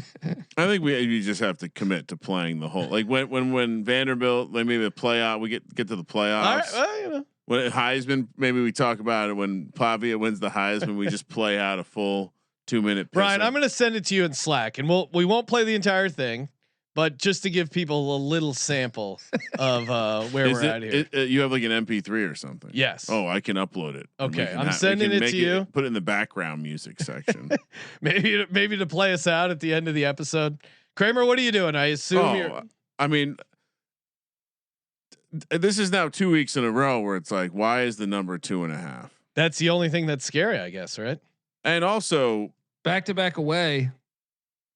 we are shaping up to have a very, I don't know about any of these quarterbacks in the NFL, but I feel like we're going to have one of the better, like these are all college quarterback Heisman ceremonies in a while. Have Like you guys heard about Pavia's thing? If he can't play pro football, which I guess. What do you mean if he can't play? The Well, UFL he exists, right? Well, the CFL, he would actually be great in the CFL. But wrestling, he wants to get into wrestling. Oh yes, yes. Hold on. Quick You know, he internet. was a former New Mexico state champ at wrestling. Yeah, no, he would be awesome. All He's right. already got the personality. Quick internet update. There was some fake news that they traveled early. They For will be Illinois? used Illinois. Yeah, sorry, I'm updating the Illinois will be using the Seahawks facility for practicing on Friday, but they're not getting out there till Thursday night. So they're getting out there early, maybe a day early, but not as early as you suggested. I'll stay on Coach Bielema. I am too, just because of the fish distraction. But that is you got to watch Twitter these days. I mean, here's the thing: if your coach is being rumored, at minimum he's having conversations with his agent, right? At minimum, Yeah, gotta be. All right, 12:30 p.m. on the West Coast, so we're all on Vanderbilt. Yes. Piss away, and then oh wait, let me just make sure I look at these logos. All right, Minnesota heads to Iowa City, Iowa to play Iowa at 12:30 p.m. on the West Coast. Iowa laying 8.5 minus. That's a big number for Iowa. Laying 320 on the money line. Minnesota rode the boat nicely for us last week. Plus 260 now, coming off a little bit of extended rest, playing Friday night. 39.5 is the total. Very, very low. Colby. Man, on a number like that, they're baiting you. They're baiting you. So what? Minnesota won the last time they came to Iowa City, and that was their first win since 2014. And it was on that Cooper DeJean returned a punt for a touchdown, but they called it that he tried to wave a guy out of his way, and they called it a Oh my God, that was a fair so catch. bad. Remember that? Yeah. So bad. Um, They did that to someone this past weekend. Yeah. They called some bullshit fair catch. I forget where it was. Anyway. I know what you're talking about too. I saw it too. I just don't remember what game was it. Was it the game I was at? Maybe might have been the game I was at. Either way, this is kind of tricky because anytime you're getting this many points against Iowa, you normally like to take it because they win like 13-10 every time. But last year, Iowa did go into Minneapolis and win 31-14. You go back, they have a 35-7 win against them. They have had 17-point win. Like the past 10 years, they've actually have a few games where they've definitely destroyed Minnesota. And my thing is, Minnesota has a gigantic lawn chair at the quarterback spot in Drake Lindsay. Yeah. Right? I'm a bit terrified of him being such a young quarterback going on the road at Iowa City. So I think they're baiting you. I'm going to lay it with the Hawkeyes here. I'm with you, Colby. I think, I mean, as someone who was on Minnesota, that you're right. He is not very mobile. I think Iowa's defense is going to get to him. Gronowski's going to rack it up with some rushing touchdowns, and Minnesota in a little bit of a letdown spot after a huge upset at home in a primetime spot. This is a good formula for Iowa laying the 8.5. The number's telling you everything you need to know, right? Number's been talking to us. Right, it's like, oh, okay, really? Iowa's going to lay 8.5. Obviously, we're taking it. Smash it. And yeah, we got what we needed out of Minnesota last week. Perfect time to fade them on the road. 39.5. I mean, for an 8.5 point spread and a 39.5 point total, we're gonna have to. What's the final? Here? 23-3. Here's the thing. Like Minnesota's are to me, I like their running backs, right? So that to run the ball, but Iowa, so it's hard to run on Iowa, especially at Iowa. And then you're asking your lawn chair to actually not be a lawn chair, and I think that is a big time challenge. And Kinnick, a young lawn chair, hasn't even been to the pool yet, to come in there and just open up. No. Get your lawn chair memes ready, Colby. It was Malachi Toney, Kadarius Toney's brother, for Miami. That's right. He was kind of running and like his arm was like a little high for balance. Yeah, and that was horseshit. That was as a Miami hater, it's like that was not a fair catch. 12:30 p.m. on the West Coast. So Discord's got a very loaded card this week. Pretty much we've agreed on every game but one. Very, very exciting, riveting content. BYU heads to Ames, Iowa to take on Iowa State. 12:30 p.m. on the West Coast. Iowa State laying 2.5, -150 on the money line, +130 for BYU. 48.5 is the total. I mean, this is a lock, right? This is gonna be in our contest. Holy war letdown. Gotta fade BYU. Yeah, we fade both. But I mean, did you guys see the video of the fucking what was it, the school president or the athletic director crowd surfing? Yeah, I mean, come on. I can't believe you guys took Utah last week. That was bad, but this is a smash spot. Yeah, agreed. You got to fade BYU. I could give you like Iowa State's a lot healthier. They're coming off the bye. They were so dinged up in the previous two games, which they had lost both. They didn't even have a kicker in one of the games. They were going for every fourth down. This is a good spot, man. This is just you going into Ames after the Holy War. You had your whole damn team. I mean, they were laughing at the storming the field. I'll pick up the tab, no problem. Did you see that video? Yeah, it was great. There's also this is a wacky travel spot. Like, how do you think they go from Provo to Ames? Not good. It's just there's definitely buses involved. You're probably not flying direct. Yeah, there's not a direct flight there. All right, Colby, let's talk a little Underdog Fantasy. Of course, head over to Underdog Fantasy. Use the promo code SGPN. Get it set up there. $5 turns you. You play $5, you get $100 in bonus funds. You can win up to 5,000 extra money. You get real crazy in some of these pick'ems, aka or champions, depending on your state. But Colby, what are we playing in the college football market? Well, we hit on the Friday night, so let's stay on the Friday night factor there. Kyron drones, these drone strikes. Look, I know Kramer's still got his Heisman tickets. I'm going to take higher than 1.5 passing touchdowns against Cal on Friday night, and I'm going to pair that with their top wideout, a kid out of Knoxville, Aiden Green. This guy, Sean, he's really started to emerge. I feel like almost every game, maybe the Wake game was the one game he didn't really show, but higher than 47.5 receiving yards. I think he gets it done in this game specifically. So we're loading up on two Hokies right there. Now we need someone from a not Hokie. Yeah, you can't because I played that.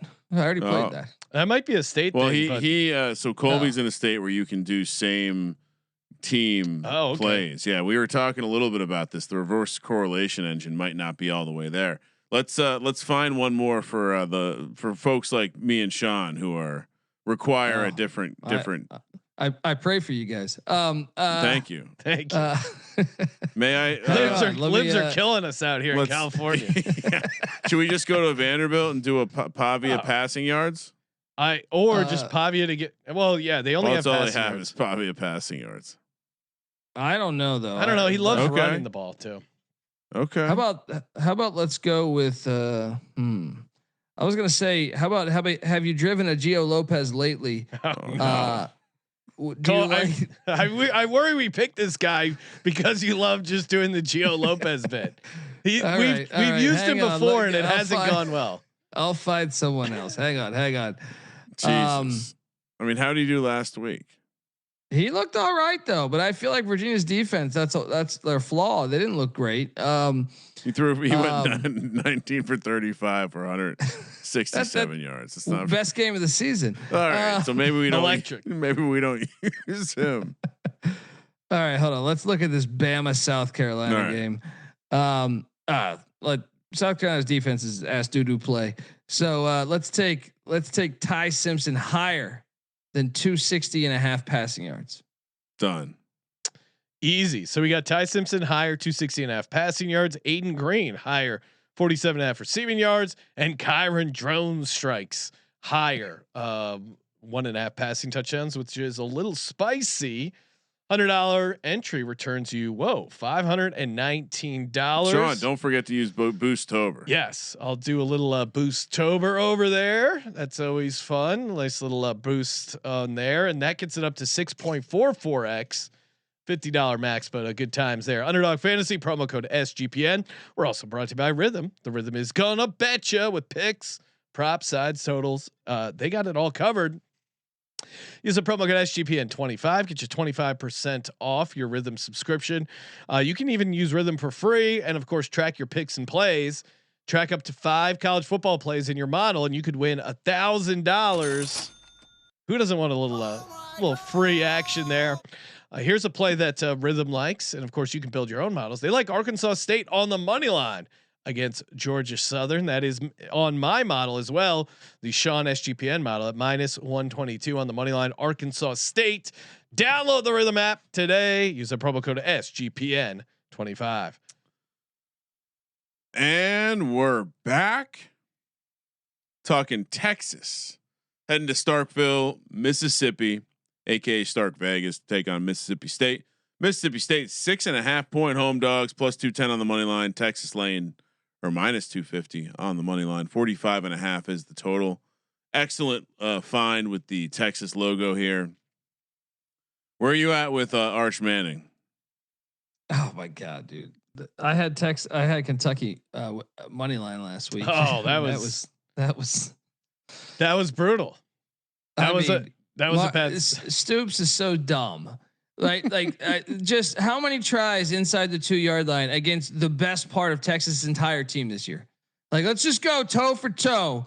Same play, right up the middle at the defensive tackles of Texas. They dominated all game. Let's do it again. Should we go bootleg? Should we go outside? No. We're gonna get him here. Go right at him again. I'm not even kidding. We need to start. Some of these teams need to start hiring red zone offensive coordinators. It's the number one good. There are good offensive coordinators who have no clue how to call a play around the red zone. We see this in the NFL too. I mean, the Monday night game was a great example. The Texans, horrible clock management. They ran 4 plays on the 1-yard line, didn't get in, still had a chance there in that game. It was wild. Teams not being able to execute the quarterback sneak is insane. Tush push or not aside, it's a basic play you should be able to figure out. But look at Andy Reid. Andy Reid has eaten based on the fact that he's got 5 plays in his back pocket. Yeah, basically all of, and Tom Brady too. They all. Tom Brady did the quarterback sneak all the time, and he was deadly with it. And the pick play, they were very effective around the red zone. I don't understand these coaches that just have no idea how to coach a football game. There's nothing more frustrating than short yardage where you have your entire line, all their defenders bunch up. You have the running back super deep, and the logic is like, oh, he's going to get a head start and blast through, and it just never works. And they have a Kentucky's quarterback is like a mobile quarterback. Like he kind of kind of the Boot drive action. down there. Or option, just something vertically, because you're going. It's just, how's this guy a millionaire? I don't understand it. It's like, stop going up. I projected. I was like, there's no way he runs it again. There's just no way he runs right at that again. And then he does it again, and it's just like, oh my god. So Colby, there is a portion of the Virginia Tech fan base that wants Mark Stoops to be a. Are you watching college football? What? Why? Oh man, his contract. Look, it's whatever. The argument against it is they had Texas in overtime, and have you seen the box score of that game? By the way, I mean it's even worse than the goal line. So Texas won the game with 179 yards of offense. Kentucky had 400. Like how's that? How do you lose that game? How do you lose that game? Mind-boggling. But I like fading Texas should not be a road favorite in SEC play. I mean, sure, there's going to be exceptions, but Mississippi State is going to get up for this game. Mississippi State's been a tough out all season. They beat Arizona State. Like they're a live dog, right? What am I missing? Texas had a total offensive EPA of -14 in their last. I mean, I believe they had one first down in the second half, and they won the game. I'm looking at the numbers right now. They were. I mean, not only should they have. I mean, if the game was played in a spreadsheet, they definitely shouldn't have won that game. But they were just bad. Yeah, no, insane.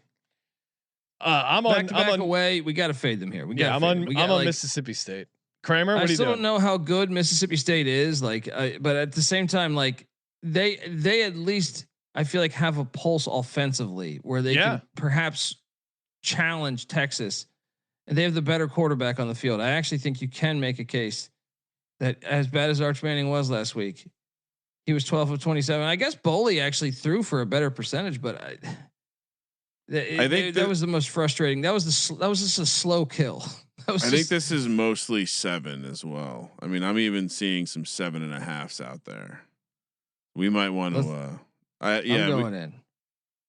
We might want to adjust the number. All right, we're gonna call it at 7. Yeah, I mean, right now, pretty much the entire FanDuel's at 7.5. Everyone else is at 7. All right, so yeah, give me Mississippi State plus 7.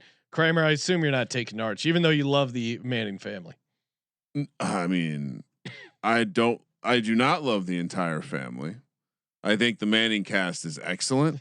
It brought the best out of Bill Belichick even. There you go. But I think he probably needs another year in school. Michigan. Yeah, I'm on Mississippi State. Michigan State, 4:30 p.m. on the West Coast.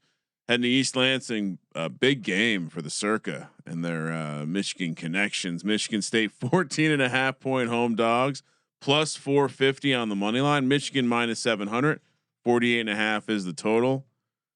Feel like we've had a lot of fairly obvious spots this week in terms of the point spread. Colby, home dog. I'm all over Sparty here, man. Michigan, like Michigan, big win over Washington, rematch of the national championship a couple years ago.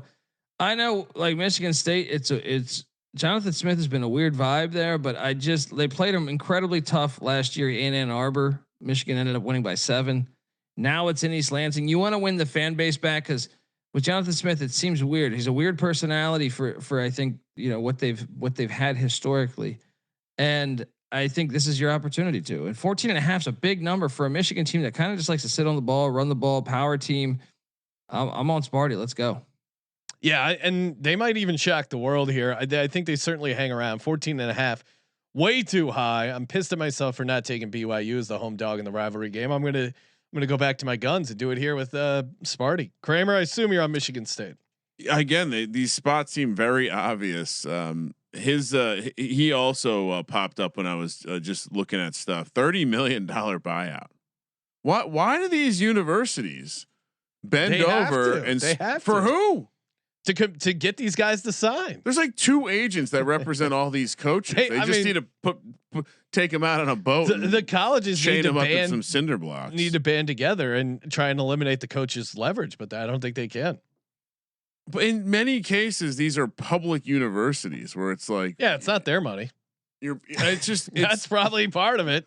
Taxpayers will pick up the check. It's especially hilarious because these it's so obvious when it fails. It's like, well, why did you do Jimbo Fisher is the best one ever. Why did you do that?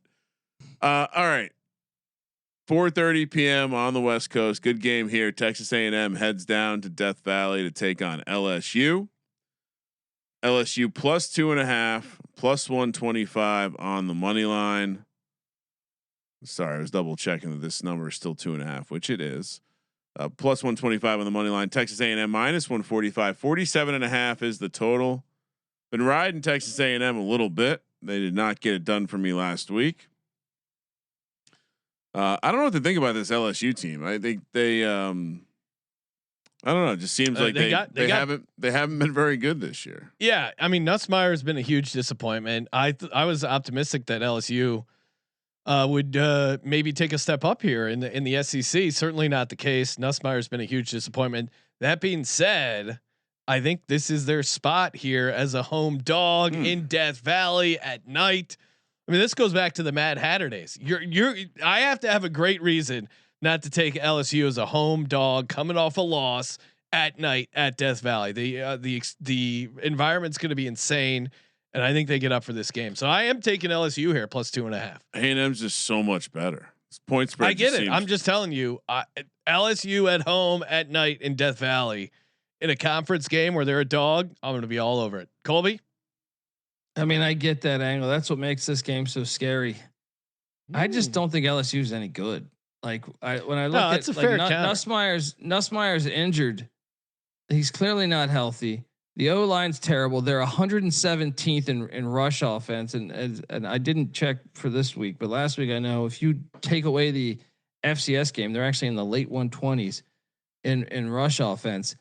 And then you look at what A&M can do. I just think they can make life. You saw what Pavia did. Marcel Reed and in that Colin Klein offense. I think the creative ways they use him to throw the ball / run the ball. Make it just a terrible matchup for a good LSU defense. But then the A&M offensive line is maybe the best in the country. I'm going to take A&M. I know historically I rarely go against LSU in Death Valley. Another thing is with Brian Kelly, he's not necessarily a player's coach.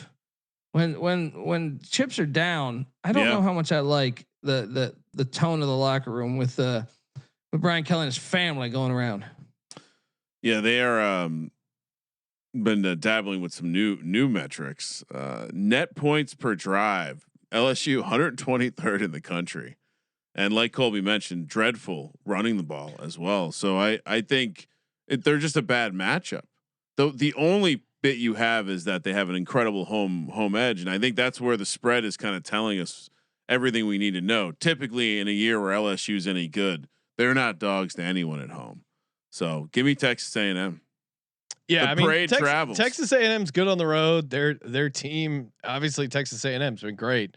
I get it. If I was just, but the situation spot's too strong for me. Give me LSU. All right. We talk about canceling one of Colby's games, and then he squeaks on an FCS matchup. 5 p.m. here on the West Coast. We're heading to Brookings, South Dakota, where who knew they played college football in the Dakotas? South Dakota State catching 4.5 points at home. We think against North Dakota. No. This is out. This is open. Okay, against North Dakota State. Tell us why we're talking about the game being played at Dana J. Dykehouse Stadium. Oh, it's the Kickoff, Kramer. Come on, it's an annual tradition since 1903. Do they say they're heading to the dike? The dueling dikes. Let's go down on the dike. Wait, what? Oh yeah, no, down at the dike. The dike's going to be lit this weekend. They're going to be piling into the dike.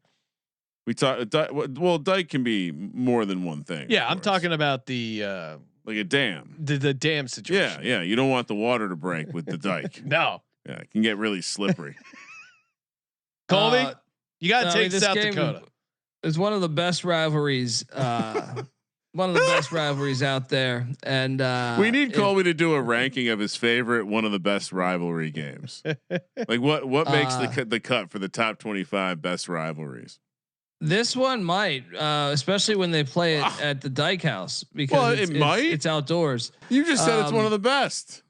It's not a top 25 rivalry. 25 for the whole sport. Like there's over 700 teams in college football, buddy. So how many are on the list then? We got to do more questions than answers. Like 250. I mean that's why it's the greatest sport that's ever hit mankind. You know, like Matt's not I'm on North Dakota State though, guys. I'm sorry, Sean. I know you're still pissed off at Carson Wentz, but he did a great job on Sunday. I heard that. And then Trey Lance, we know he's been a smash hit in the NFL. No. But have you caught their recent quarterback? No. I mean, well, actually, both teams have quarterbacks that I think will probably be NFL players when it's all said and done. The Jackrabbits have a guy named Chase Mason from Hurley, South Dakota. Sean, I know you're familiar. Oh, great town. But really, and then the Bison have Cole Payton. They actually have him, and they have another guy they use too. But Cole Payton is a guy that I think you should. He'll be in the NFL, I think. From Omaha as a senior, he's weighted. He's a beast. But I think North Dakota State, ever since they got, so if we were talking Washington State a little bit, Washington State hired South Dakota State's head coach from last season. So now they have Dan Jackson, who's done really well so far, but he is new to the rivalry. I trust Tim Palasek. Tim Palasek coming in from North Dakota State was a major upgrade over Matt Entz, who's Fresno State's head coach. And it's shown on the field. So I think North Dakota State's been the better, in better shape right now than South Dakota State. So I will lay it with the Bison. I think this is going to be like 28-21. North Dakota State gets that dub. 28-24. The Jackrabbits hang around and get it done. We had that. We showed that video of the Jackrabbit earlier in the Porta-Potty. It's a Jackrabbit episode. We got to take the home dog here. And Cole Payton, Sean, is being kicked around in some of the depths of the internet as a sleeper first round quarterback prospect. I think both of these quarterbacks will be in the NFL. What was the other guy's name? The Chase Mason. Yeah. I'm not seeing as much buzz with Chase Mason, but Cole Payton. He's 6'4" and like 240 maybe, something like that. But I'm telling you, he can play. Look out. Yeah, he's making. I'm seeing him on some FCS watch lists, along with Derek Robertson from Monmouth. DJ Williams from Monmouth keeps a good program. DJ Williams from Southern Illinois. Shout out to the Salukis. Cole Payton from North Dakota State, like we were just talking about, and apparently Harvard has a dog. Yes, Colby, Jaden Craig. Yeah, we need an Ivy League. I mean, Ryan Fitzpatrick, he's doing his thing on the desk. We need another Ivy League quarterback to make it. All right, he had Jay Fiedler. Yeah. You remember him for the Dolphins? Ivy League guy from fucking Dartmouth. Yeah. Oh, I did not realize that. He was kind of a bum. Last one, 5 p.m. on the West Coast. We're heading to Tempe, Arizona, where Arizona State forks up. Big win last week, taking on Houston. The Cougars. That's a nice looking cougar. Remember when we went to the Coug? Oh yeah. Colby got to meet a cougar up close and personal. Houston, a cougar and her young pup. Houston catching 7.5 here on the road. I still think Leach called that play. Yeah. Plus 240 on the money line, minus 290 for Arizona State. 47.5 is the total. The best part about that story is the untold story that you get to hear if you ever meet us in person about Colby on the practice field at Washington State talking to Coach Leach that night. But the best part of that story is Steve Spurrier was a stone's throw away as Colby was telling that story. Yeah, that was a fun night. I think his son was on the staff. I got a chance to talk to Steve. Yeah, shook his hand, and we talked briefly about his visor, which I always appreciated. Coach, I love a good visor. Ever consider wearing a suit? I love suits on coaches. Colby's slowly turning into the sports journalist that he hates, who are all nice to all the coaches because he's become friends with them all.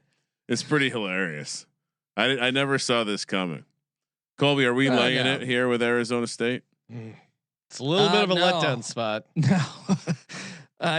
Willie Fritz as a dog, and then like they just stormed the field. You know, Tempe is Tempe, man. They've been partying all week. I know it's a tough place to play. The Arizona State probably still finds a way to win, but I'll take the 7.5 in Houston. But hold on, let me just check one. But they know how to party. Like that's a place that doesn't. They can handle a party. That's true. Houston's gonna hang around. Arizona Houston's State got a lot of fake tits too. It's Anna Nicole Smith, the fake tit from pole. Houston. Yeah. I'm with you, Colby. Houston, the points. As much as I love this Arizona State team, and Dillingham's been great, huge upset. But they beat Texas Tech as a big dog. Sam Leavitt coming back from injury. It was an awesome game. Not for me because I was on Texas Tech, but it was a fun ride for them. I think this is going to be tough to beat a decent Houston team by double digits or 2 scores. Something to monitor is like Houston's got a really good wideout in Stephon Johnson. I think he's questionable. Something to monitor. Stephon or Kel?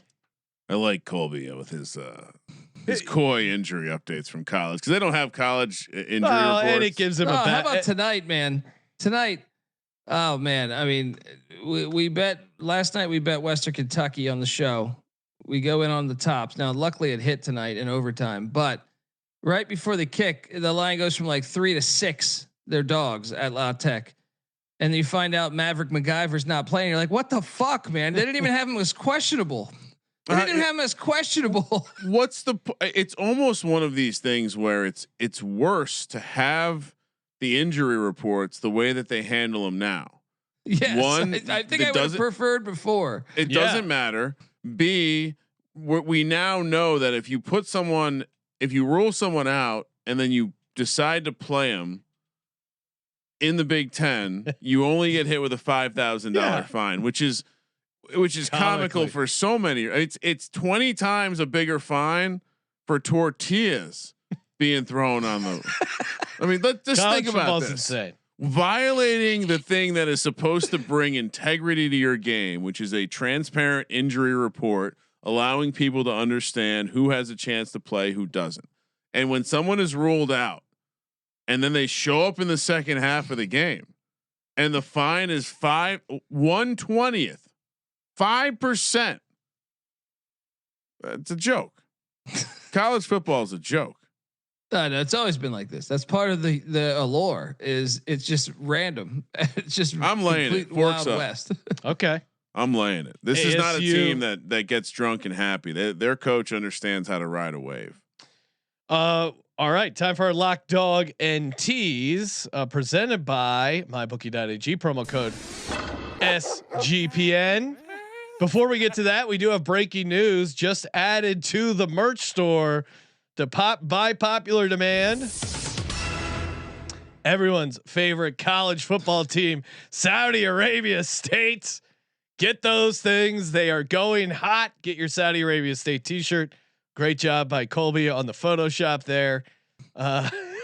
Yes. And t-shirts Sean, are super comfortable.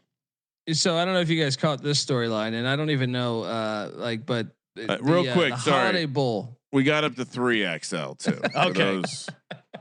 For the Golden Corral customers. Don't make those jokes, Colby, because the Holiday Bowl going to we move a lot of product here. The Holiday Bowl trying to go to was like Abu Dhabi. Wait, on ACC request, which remember ACC kind of catered to Florida State in that lawsuit. That's why that lawsuit went away. They're like, all right, well, we want you in the conference. You can do whatever you want, right? So that had to be pushed by Florida State, right? I thought it was the Onion when I read the headline about the Holiday Bowl going overseas. It was like a casual news dump too. Like the ACC. The Holiday Bowl is considering Abu Dhabi. Isn't that where they sent Odie Garfield? Remember? That's how I remember. That's how I remember first hearing of the country. Well, Sean, where does the we're gonna do some trivia real quick. Where does the Holiday Bowl play right now? San Diego. Yeah, San Diego. Colby knows. Which, if you're talking about Same location, if I'm not Pro Bowl game. But if there's a city that should host a fucking bowl game, it's San Diego. It's a great vacation destination. It's one of the best sunny cities in our country. And you want to take that bowl and you want to put it on a plane and fly it over to Saudi Arabia and play it there. It's not Abu Dhabi. It's not the Emirates, or it's playing in Saudi Arabia, which Riyadh, like an Office Space. This isn't Riyadh. They're not gonna cut your hand off, right? I mean, and the hilarious thing about the report was that clearly the ACC had met and there was progress made, and then someone said, "Hey, this would be a really fucking bad. We can't be the first ones to do this." And then it makes you then it brings the question back up. Why the fuck would anyone accept a bid to play a bowl game over there? Obviously lots of money. That's how they that's how they hook it in. And I'm sorry, Jerry in the chat, who says, "Don't be taking talking shit about us Golden Corral patrons." No, look, Jerry, I have the right to. Because James Maynard, who started the Golden Corral. Oh, he's the U alumni. God damn it! Walked right into that. NIL. Look, our NIL is funded by the fucking Golden Corral. All right, so that's our spot, buddy. All right, and get those while you can. Go to store.sportsgamblingpodcast.com. Limited time release. Before Florida State sues us, Saudi Arabia State T-shirts. Get those while they're hot. I mean, aren't they going to be buying out another coach? I don't think they're going to have money for legal fees going after sick ass art. Colby, give us 3 locks, a money line dog, and a tease. I'm sorry, I'm sitting over here reading about the Golden Corral. You're let's go with let's lock up. Well, first let's start with Iowa State. I mean, sorry, Mormons. All right. Which I don't know if you saw that, but the Big Noon Kickoff was out there, and Barstool guys were doing some Mormon stuff. Pretty hilarious. I mean, just replace alcohol with sugar. Sounds like a good time. The second lock I will go to is let's go with the pisser. All that piss that's going to be happening in the face of those Tigers. And then third, man, am I just going chalks it? No, let's go. This is it right here. Chapel Bill, baby. Chapel fucking Bill. Money Actually, line. should I take that as the money line? Hang on. Let me see about my other dogs. Because I like to give my clientele volume. You know what I mean? Big dog.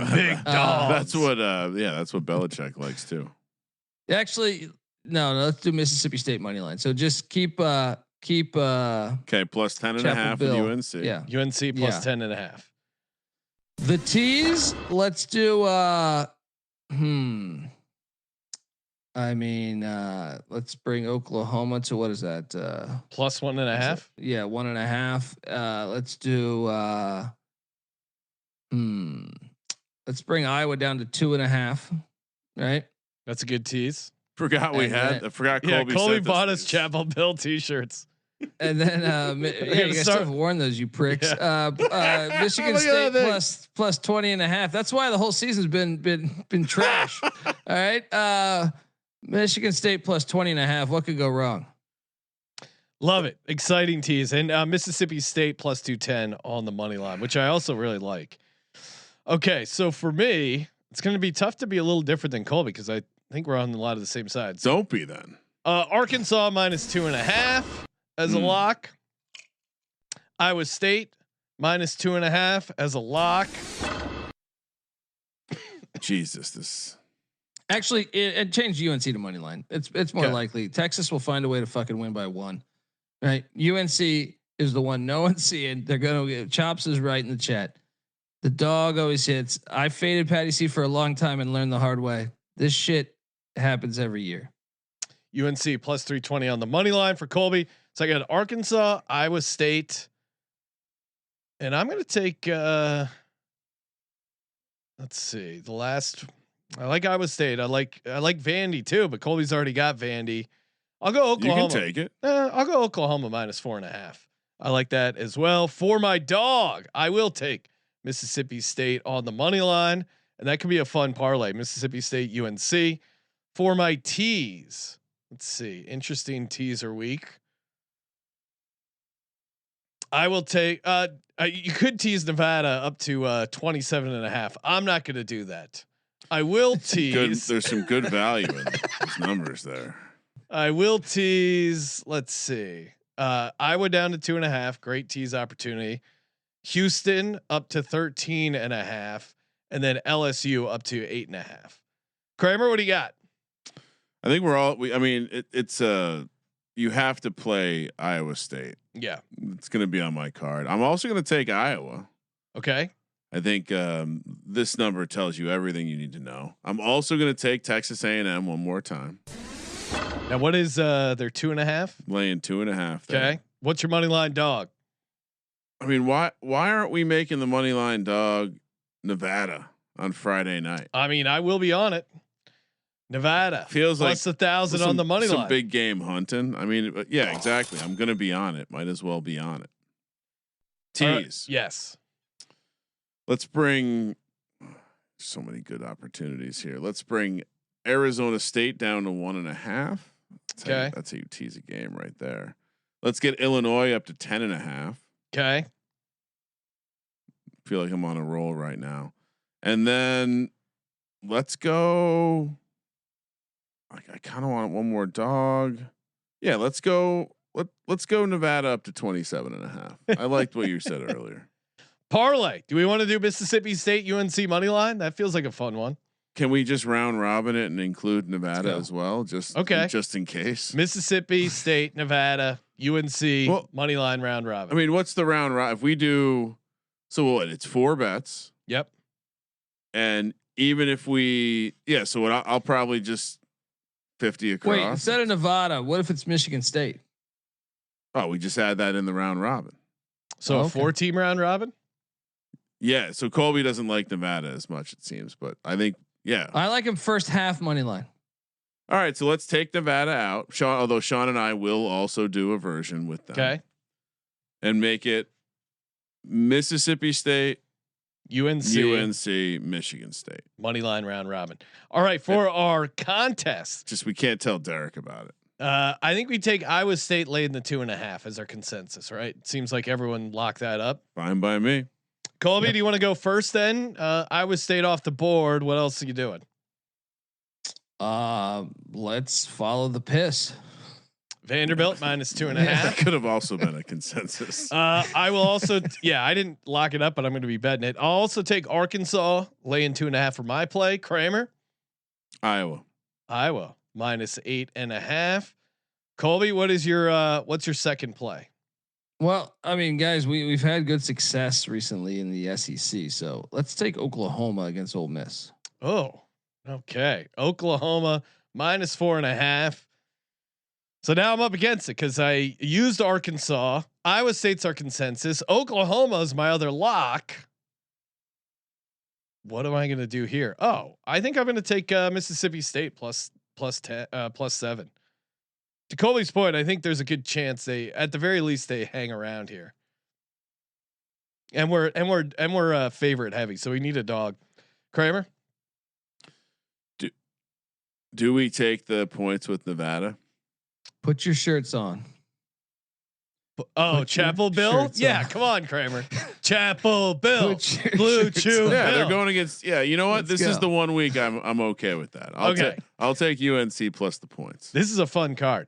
So our 7 contest plays: Vanderbilt minus 2.5, Arkansas minus 2.5, Iowa minus 8.5, Oklahoma -4.5, Mississippi State +7, UNC +10.5, Iowa State laying 2.5. Thank you everyone for tuning in. As always, answering all your questions and comments over on Spotify. While you're there, toss us 5-star rating review. Make sure you check out the college football experience, college basketball experience, or I already got conference previews out. The NBA Gambling Podcast is live, daily picks podcasts, wherever you get your podcasts. And of course, as always, Thank you for participating in the Sports Gambling Podcast. for the Sports Gambling Podcast, I'm Sean, Stacking the Money Green. He's Ryan. Good job, guys. Kramer.